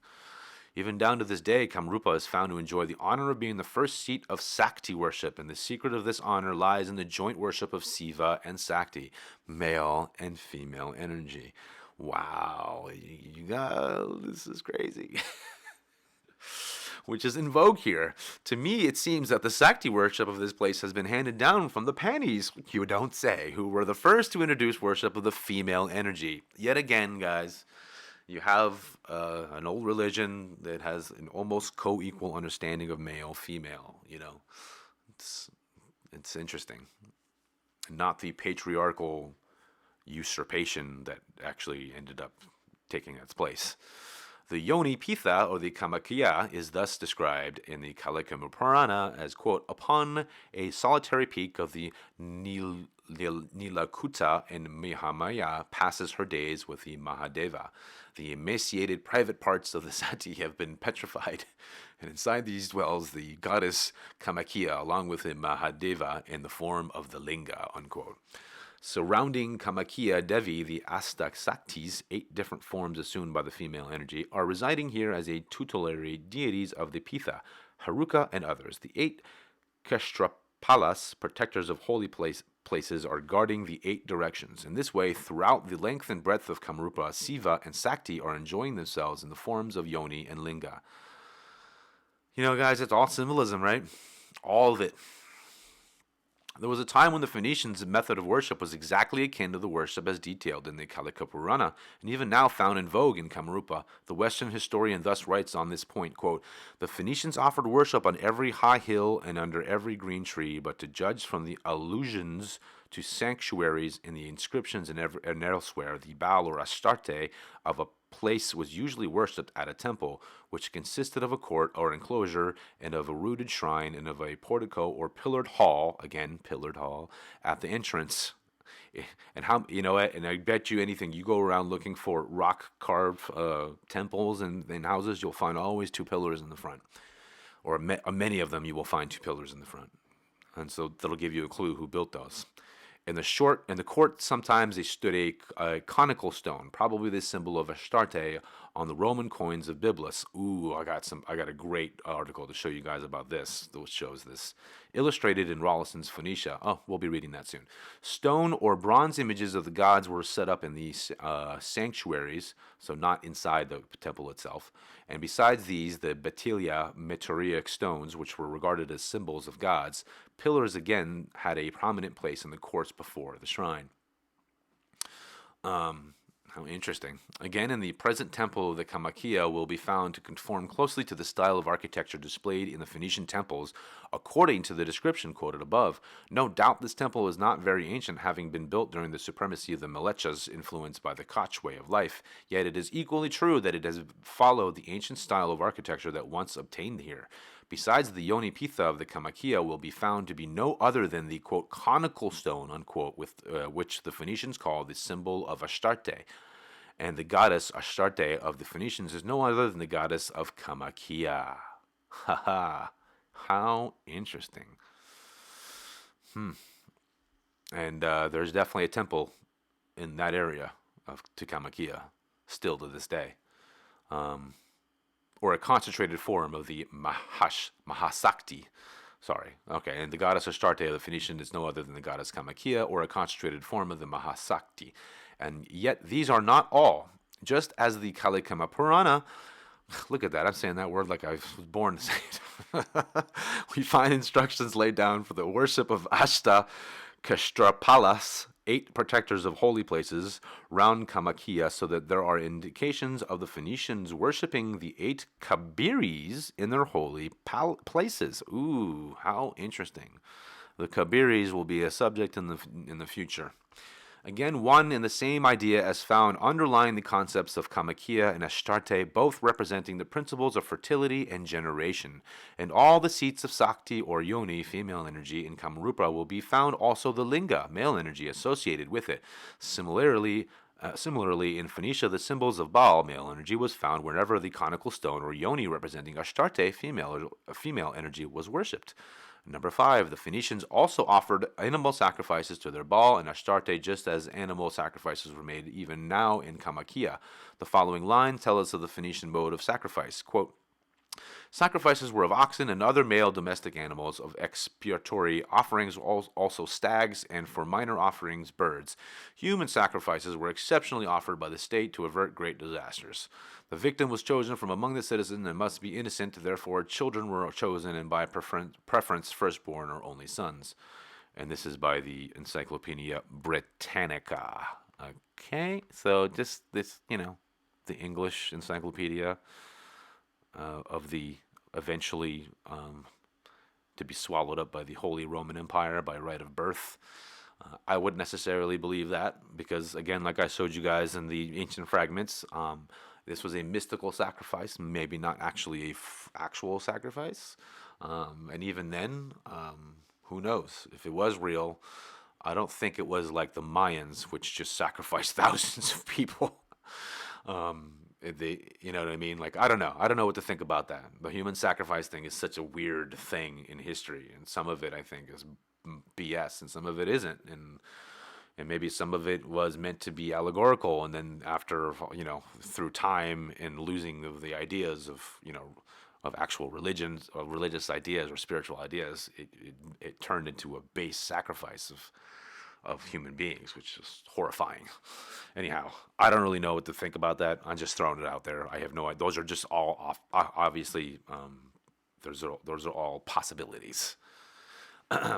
So in the course of the story of a certain Pani chief of Swavira, we have already found from the Bhagatava that once he offered his human sacrifice, the reason for this human sacrifice was this: to appropriate Bhadrakali to bless him with a male issue. The Pani chief was going to sacrifice a male animal before the deity when somehow or other the poor creature made good his escape and could not be retraced. Yeah, you see, now this sounds like a complete BS story to me. His goat ran away, so he found some other dude and sacrificed him instead. I'm going to continue reading, but this sounds so ridiculous to me. Fearing a severe displeasure of the goddess and consequent visitation of the calamities upon the state, his officers proposed they appropriated her by offering a human sacrifice, and accordingly carried off Jada Brata from the fields for that purpose. In the Kila Kamrupa, also instructions have been laid down for offering a sacrifice to the Kamikia and Bairavas, all sorts of male animals and birds, not excluding even the ox and boar.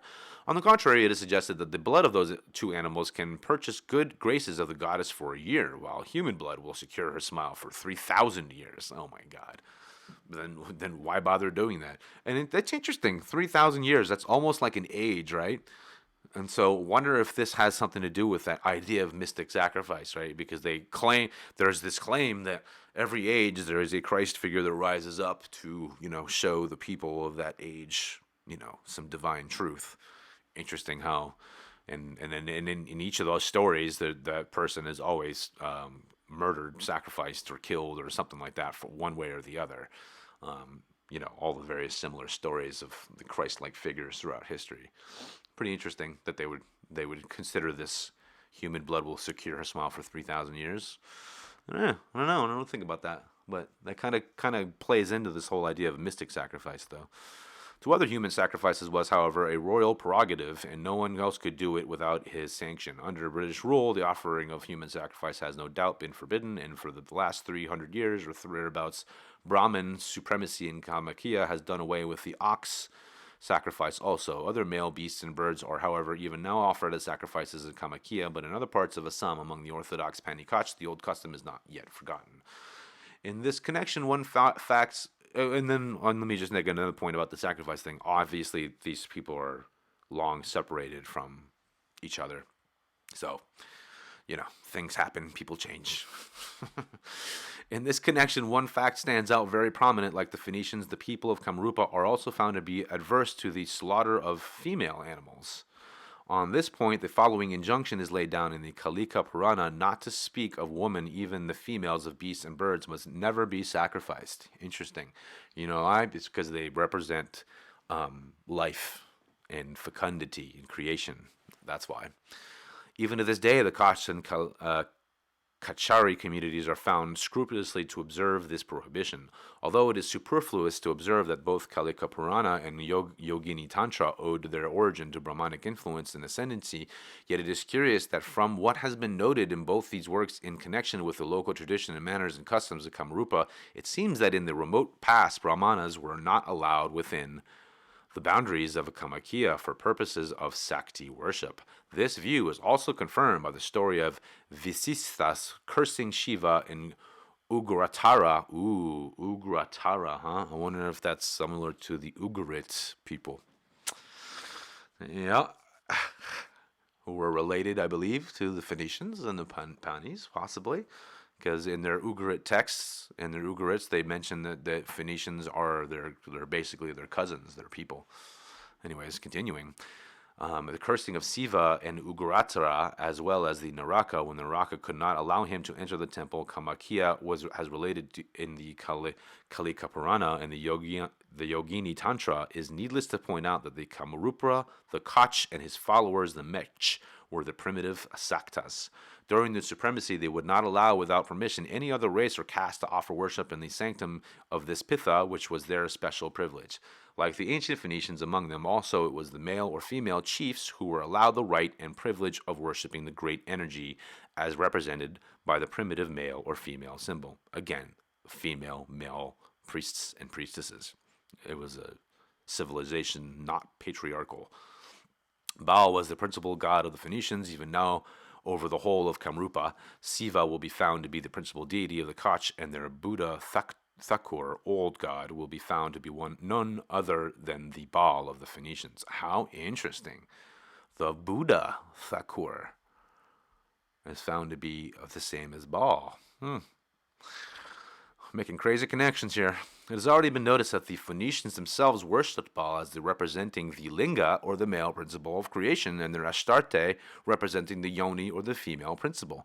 The, quote, worship of the female along with the male principle was a strongly marked feature of the Phoenician religion, unquote. This form of worship is found to have obtained also with the Panis, or Kochas, from time immemorial, and even now it is not altogether obsolete. In the month of Vaisakha, Siva is found to receive worship in many places under the name Buddha, Yakor with his consort. Okay, hold on a second. I'm going to see how many more pages I got here. Quite a bit. At the foot of some tree, a 1 cubit high altar is made, and artistic designs are engraved on it. Then 12 pieces of stone representing the male and female principle are put upon it and worshipped.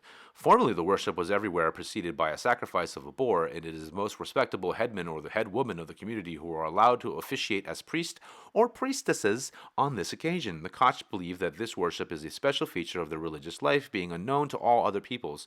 Homemade intoxicants such as wine, hemp, and thorn apple powder are offered to the deities on this occasion. In ancient times, they themselves officiated as priests at the worship of Kali or Bhadrakali. Also, the Brahmanas or the Kamrupa have now come to usurp the privilege. Okay, let me just quickly put the break sign on. Okay. And we'll figure out where we're at here as far as times go. I'm coming up to 2 hours. All right. And let me double check to see how many more pages I have here. On page 69.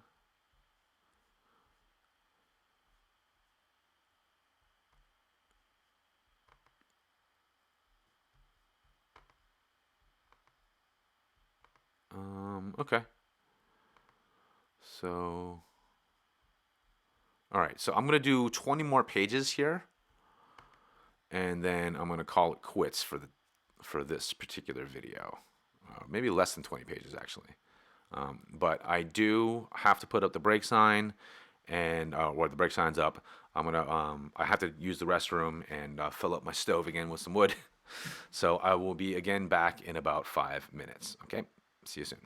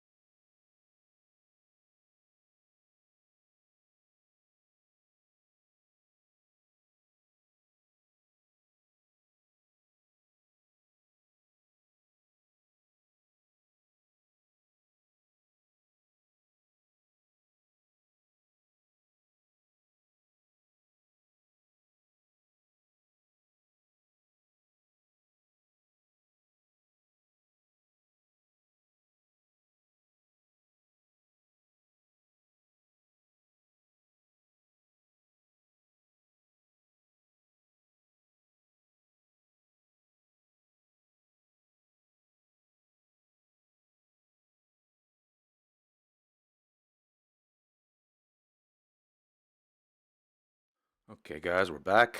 Let me just get this thing back here. Take the break screen off. Here we go. Take a quick sip. To dance before the goddess Kamakia, princesses and noblemen were found to have been in the habit of engaging maidens as, quote, celestial dancing girls, unquote. Pardon me. And maidens were also offered worship as representative of Sakti.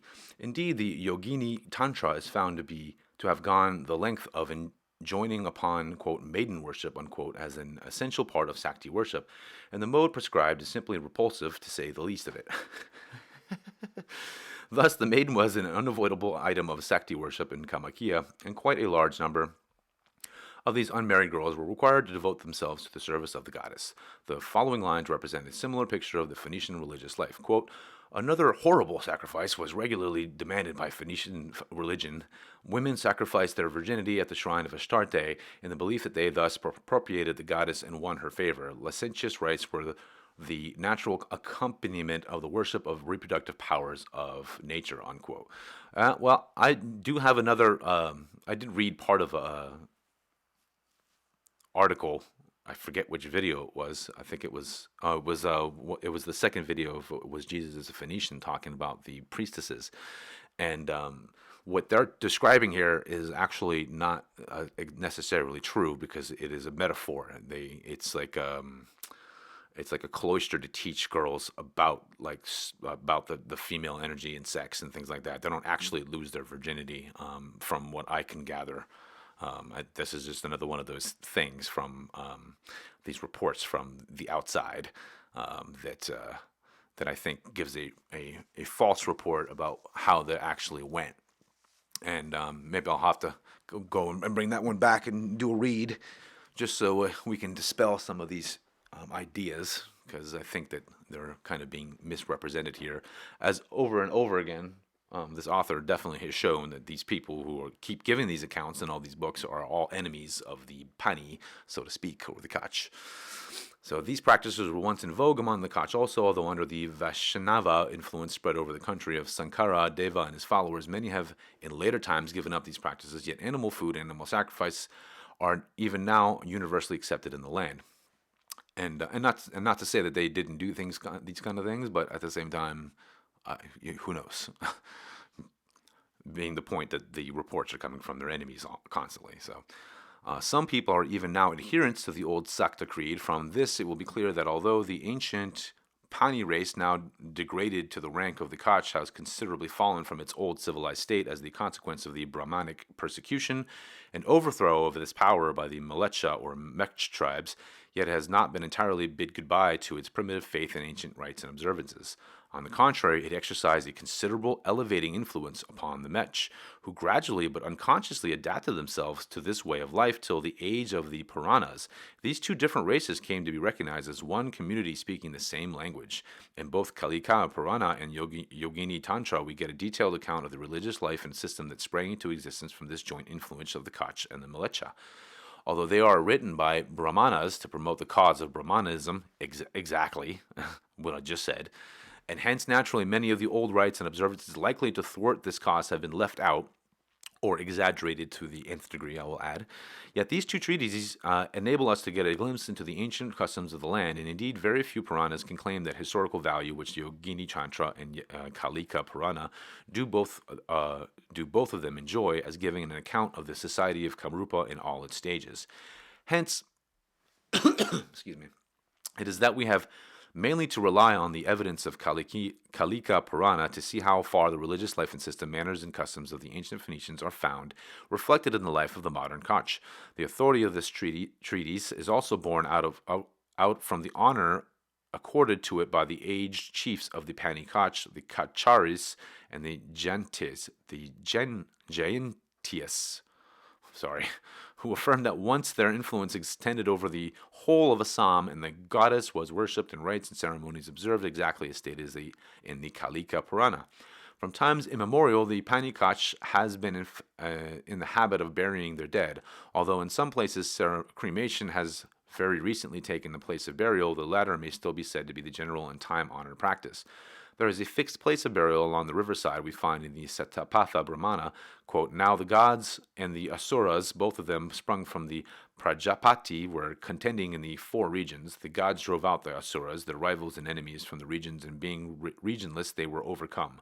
Wherefore the people who are godly make their burial places four-cornered, whilst those who are of the Asura nature, the Easterners and others, make them round, for they, the gods, drove them out from the region. It has already been noticed that the Vedic Aryans pursued the retreating Panis to eastern India, where they were long able to hold their own against their pursuers. Their hostility towards the worshippers of the Vedic gods subsequently won for them in the Puranas the nickname of Asuras. Before the Phoenicians intermingled with the Egyptians, they pay attention to that. Before the Phoenicians intermingled with the Egyptians and adopting their manners and customs, they made their burial places round. Strange, even now, the tomb or sarcophagi of the Pani-Koch is made of round flat stones, sometimes resting on the heads of flat pillars. Again, like the Phoenicians, the Pani-Koch also placed their dead in a stone coffin, which is then laid down in a circular grave. With them, also, the tomb is found to be an object of great regards. The Phoenicians had another peculiar practice. The king had very often to officiate as high priest, just as the queen also had occasionally to play the role of the high priestess. And yet, that's definitely true in all other accounts.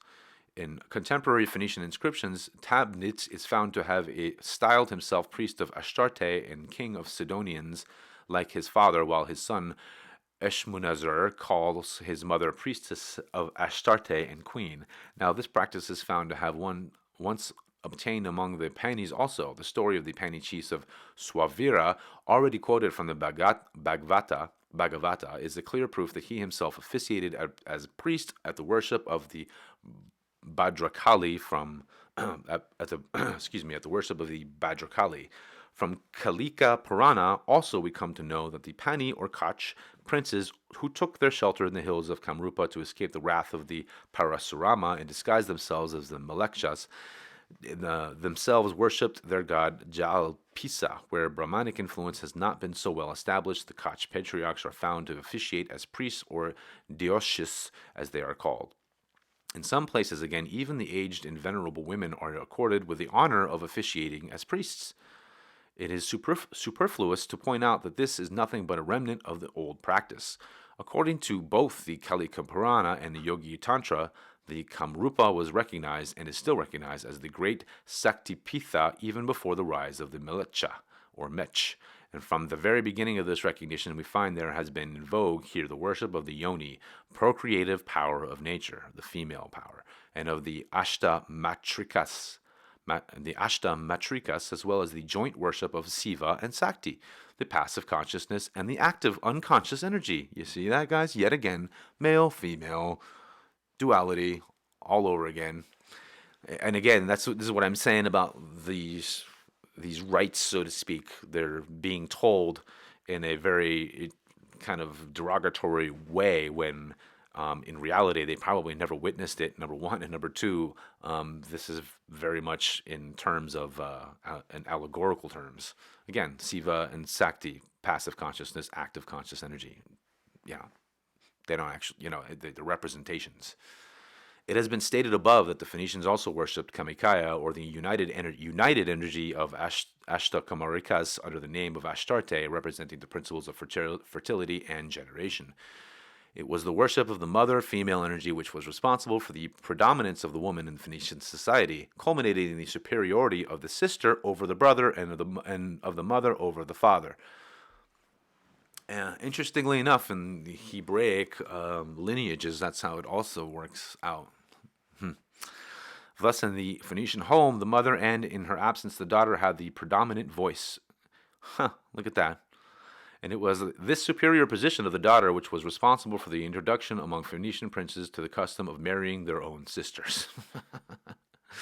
Ama Ashtarte, again, this is marrying their own sisters. This comes right here out of the Sensio Nathon, the cosmology. Again, I'm just pointing this out. Because it's not like they're naming actual people, famous Phoenicians that married their own sisters. They're just making a statement here without anything else to back it up. Ama Ashtarte, the mother of Phoenician king Ashmunazar, referred to above, was also his aunt. Okay, well, being the sister of his father. There you go. Sorry, I spoke too soon. It may seem superfluous to note that he was king only in name, while the queen mother was the de facto sovereign. Oh, interesting. The predominant of the fair sex found its way into the Kamrupa society, although held in great esteem throughout India, being a part of the representative of the mother. Kamrupa, the woman, was the recipient of special worship and homage as living image goddess Kamakia, which might also explain all the Marian type of statues you see with the mother and the baby. It will be superfluous to remark after this that mother worship, or Sakti worship as it is generally called, has been in vogue since the days of the primitive Koch or Pani.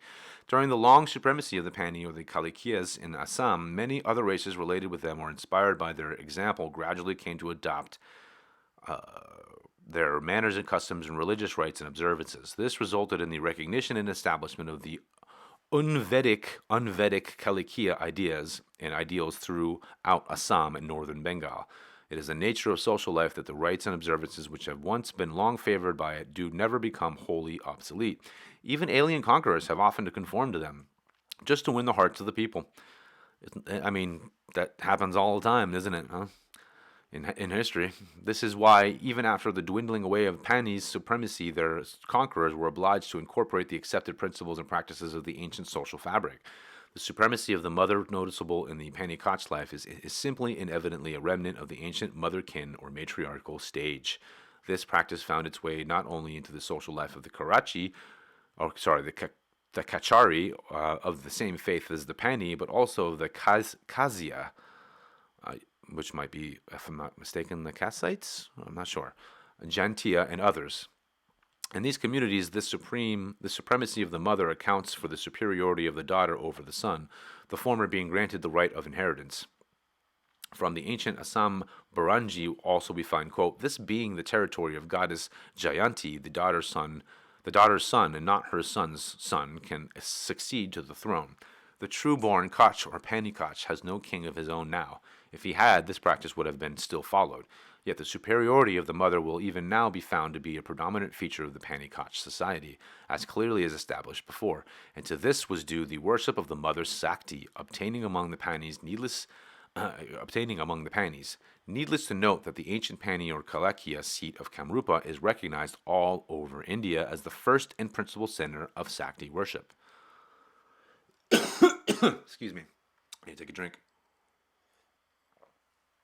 It has already been established that the goddess Kamakia, representing divine energy, and the Phoenicians Astarte are wholly identical. On the origin of Astarte, Professor Patton says, quote, the Semites before their separation passed through a matriarchal stage of society.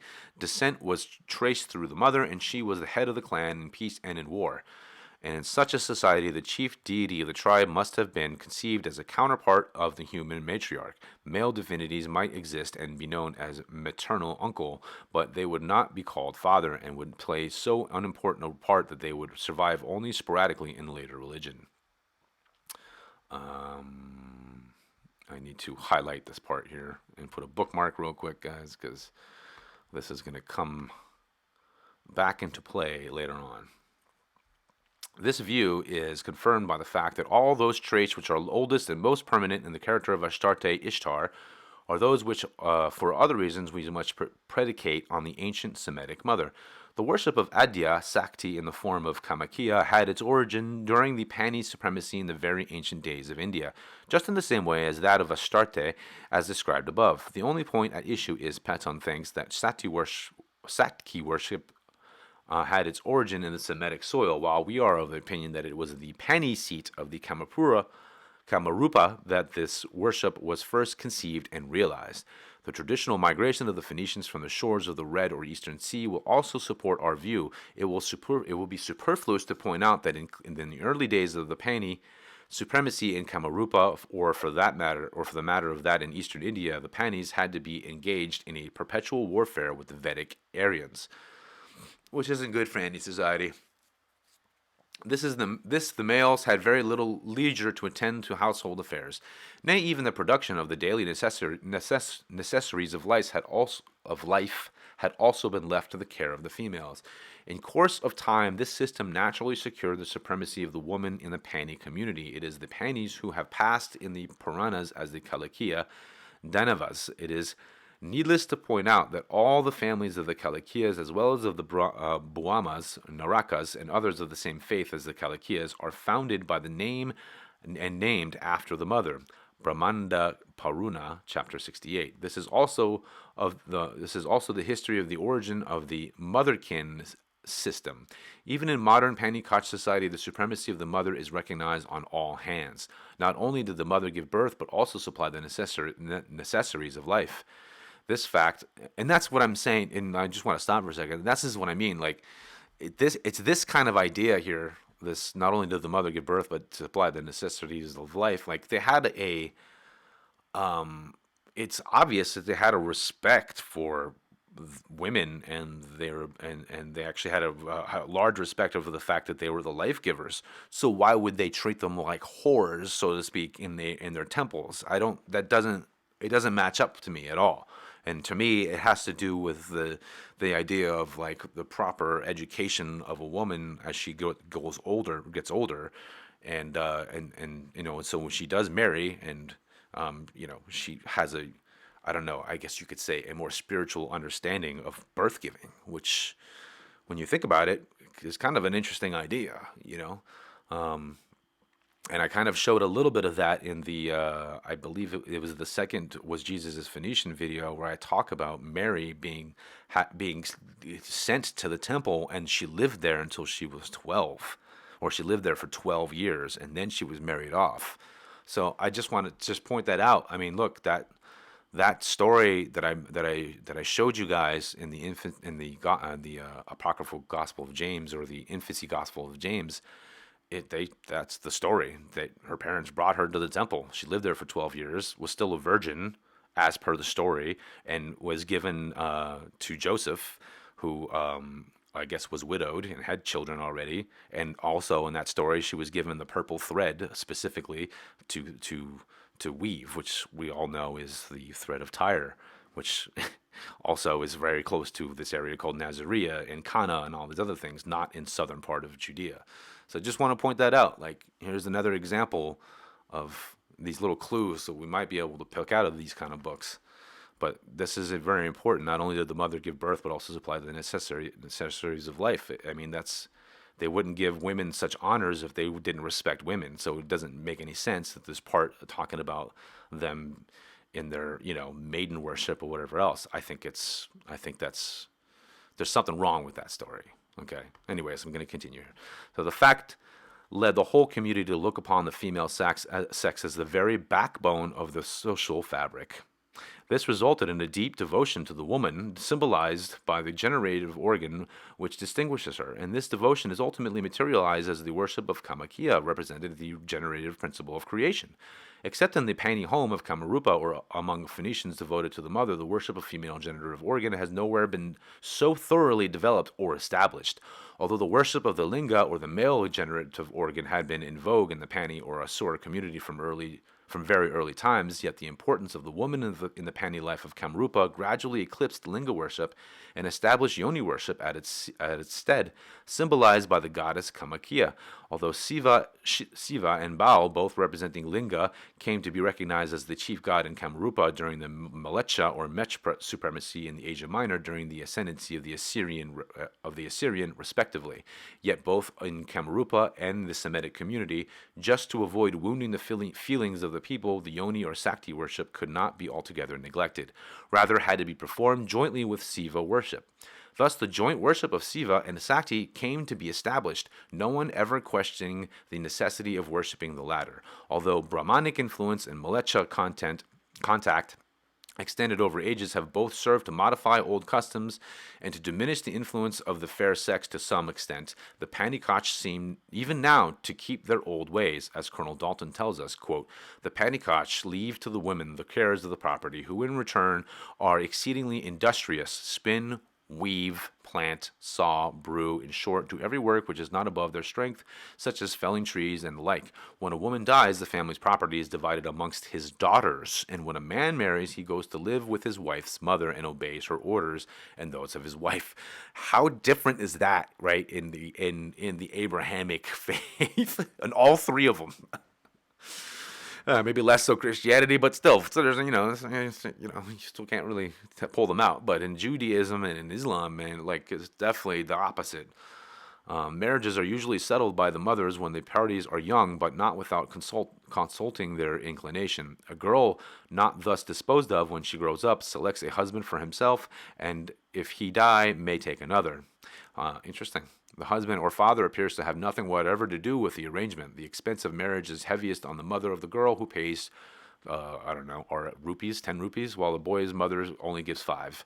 Girls who are frail can always procure their lover for a husband. Under such a regime, a man is not, of course, permitted to have more than one wife, or are concubines tolerated. If a man is known to commit adultery, he is fined about 60 rupees. And if his mother does not pay this, he is sold as a slave.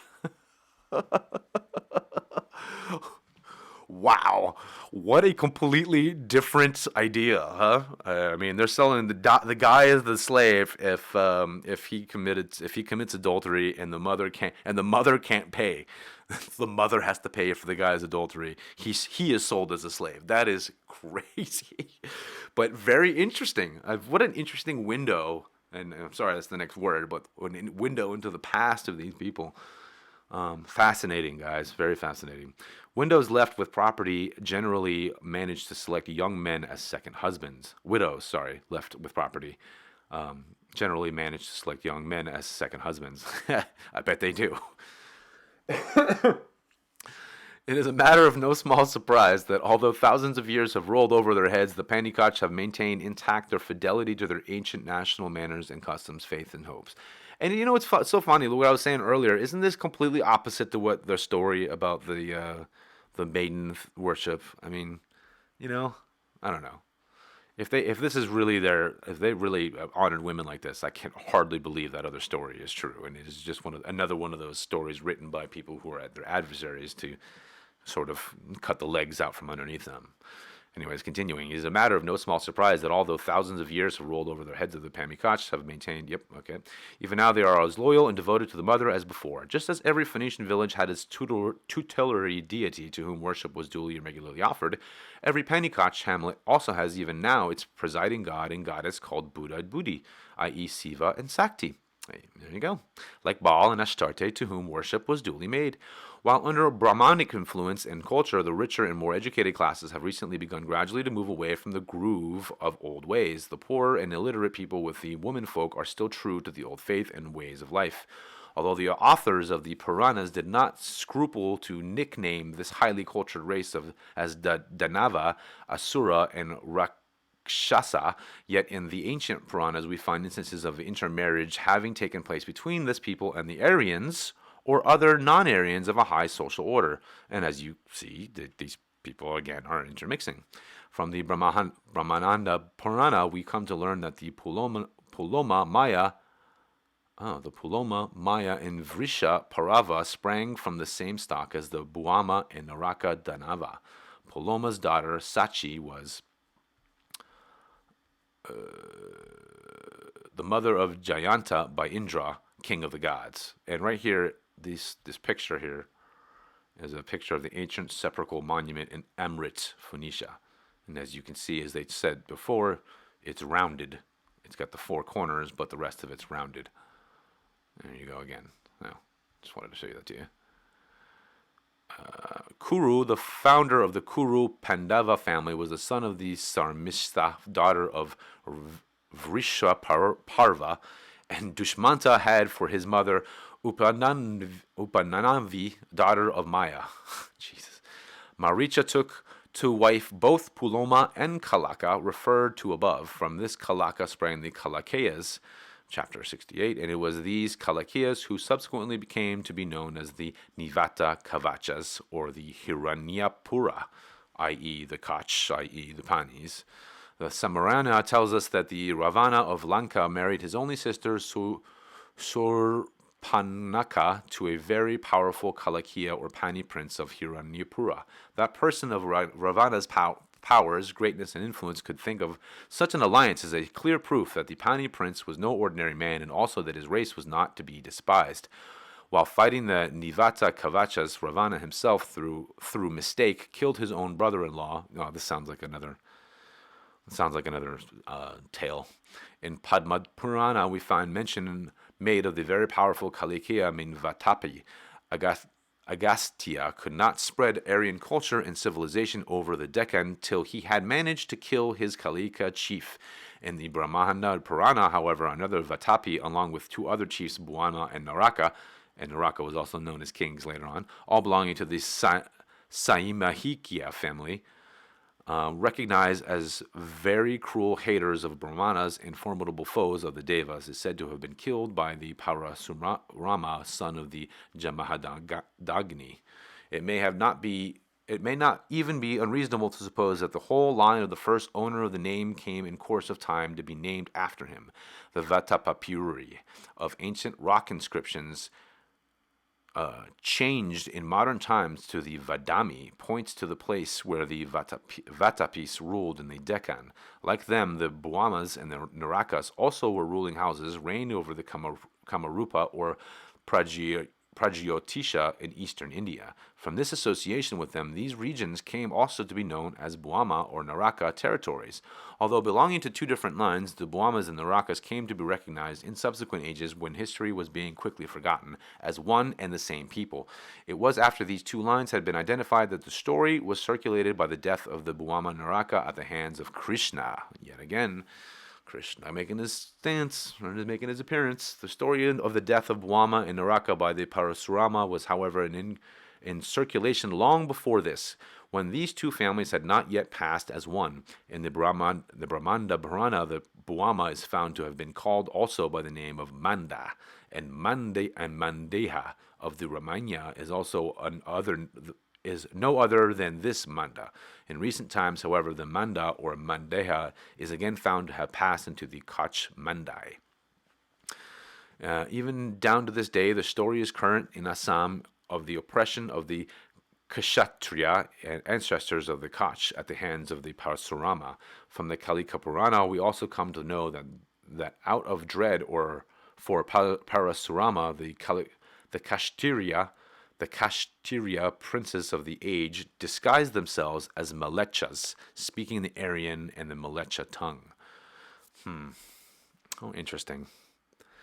And later on, they try to connect the Malechas to Melchizedek, and if the Panis disguise themselves as Malechas, who knows?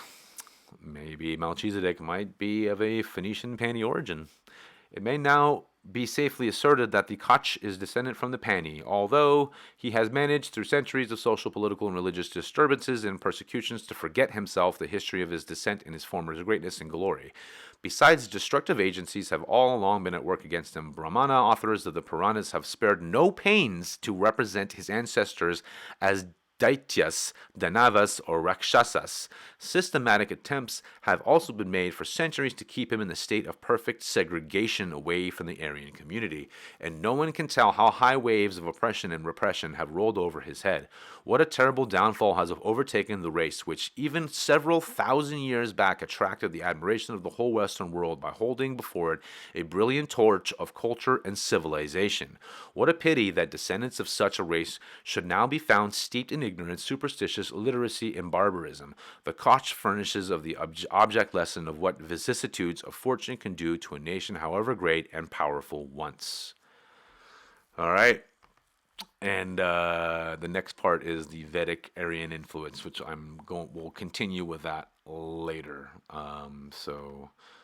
Just a couple of concluding thoughts. We took a look at a lot of very interesting things here, and there is some. In my opinion, there's a lot of really interesting connections with the ancient past and these Phoenicians and the Phoenicians that we call Phoenicians, because the thing is, it's like the Egyptians called them sea peoples. I don't even the Phoenicians call themselves depending on their city states. So they call themselves things like Sidonians and Tyrians and things like and Carthaginians and things of that nature. And so when we think about names and we talk about and we think about history and say their origins in India, and the different play names, and even in this Indian Chronicle, they change their names because of the various persecutions that they're having from these religious fanatics of the Vedics, and I think that's a very interesting story. But as you see, I mean, the author I think does a pretty good job at pointing out over and over again that a lot of these stories are written about them from their enemies, which is the same exact case when they moved to the Levant and created their society in what we know as Phoenicia. Isn't it interesting, guys, that this really ancient and very connected civilization, as he says at the very end here, um, uh, attracted the admiration of the whole Western world by holding it before a brilliant torch of culture and civilization. I mean, they brought architecture, they brought writing, they brought all these different things, and obviously the religious types of stuff. Because I'm going to get into that and show you just how influenced they were all the way up to the Netherlands and the Vikings. And one of the things that's very interesting is that why is there such a a absolutely what seems to be a very, very, very important civilization essentially wiped completely off the face of the historic map. I mean, the burning of Alexandria, the Library of Alexandria, the quote unquote fourth crusade, which was the sack of Constantinople and the burning of that enormous library, and then when Scipio defeated the Carthaginians and destroyed the city, and he sowed their fields with salt, and he basically also burned down their enormous library, which was apparently it's one of the biggest in the world. So what we have is a situation where all we have are basically references from other people about these people who we don't really know anything about. And the funny thing is that they have so many elements of their practices and religions that coincide with Christianity, that coincide with Judaism, that coincide with Islam, but that part of that history behind that has all just been wiped off clean. And I find that to be fascinating and interesting, and I think that's a big clue. Personally, I think it's a big clue to the history of the Phoenicians, and I don't, I you know, I separate myself from people who just say that they're evil. I don't really see the evil part of them, and I mean, they're like anybody, civilizations do good and bad things, and so we have to keep that kind of thing in mind when we're looking into any civilization for that matter. And one of the things we'll be doing is we'll be looking into more history. I'll be reading Rawlinson's book of the history of Phoenicia, which again is nothing but a compilation of other historians referring to Phoenicia. We do have the one interesting thing in the ancient fragments at the very end of that was I think it's like the Travels of Hanno or the Chronicles of Hanno, and it talks about how he took like 30,000 people and moved out of those areas of Carthage to basically try to set up different satellite areas. And so that right there is probably one of the very, very few fragments we have of actual Phoenician history and writing of their own, besides Sancho Neothon's cosmology, which is given to us by Eusebius, and not all of it. I think that he just selectively gave us what he wanted to. But this is the case, and so I think this is an interesting point we should definitely think about in the future while doing our Phoenician studies, because I'm going to show you guys they went all the way across. They went all the way across the world.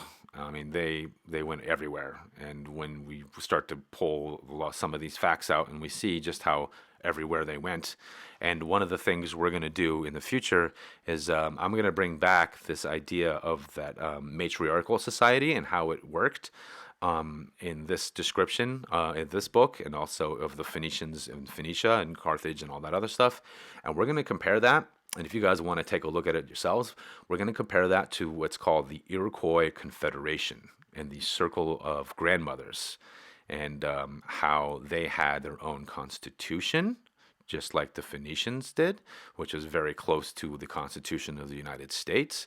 And their whole civilization was based on this matriarchal style society that was basically the same style. The men definitely dealt with the conflict and the war or whatever else, but it was the women who decided whether or not conflict would happen. And in many ways, the women were the big decision makers. And you can't. There's just so many different things that connect these people with a lot of the Native Americans, not including the fact that they were also called red-skinned in this book and in other places as well, as we will see. So, thank you so much, guys, for joining me here today. I appreciate it. Like if you like the video, share it with other people who would be interested in an audiobook of this nature. I know it's a long one, but take it in sections. That's usually what I do when I watch long videos or I do audiobooks or listen to audiobooks. So otherwise, thanks again for joining me. I really appreciate it. Much love to you all and have a wonderful, wonderful day.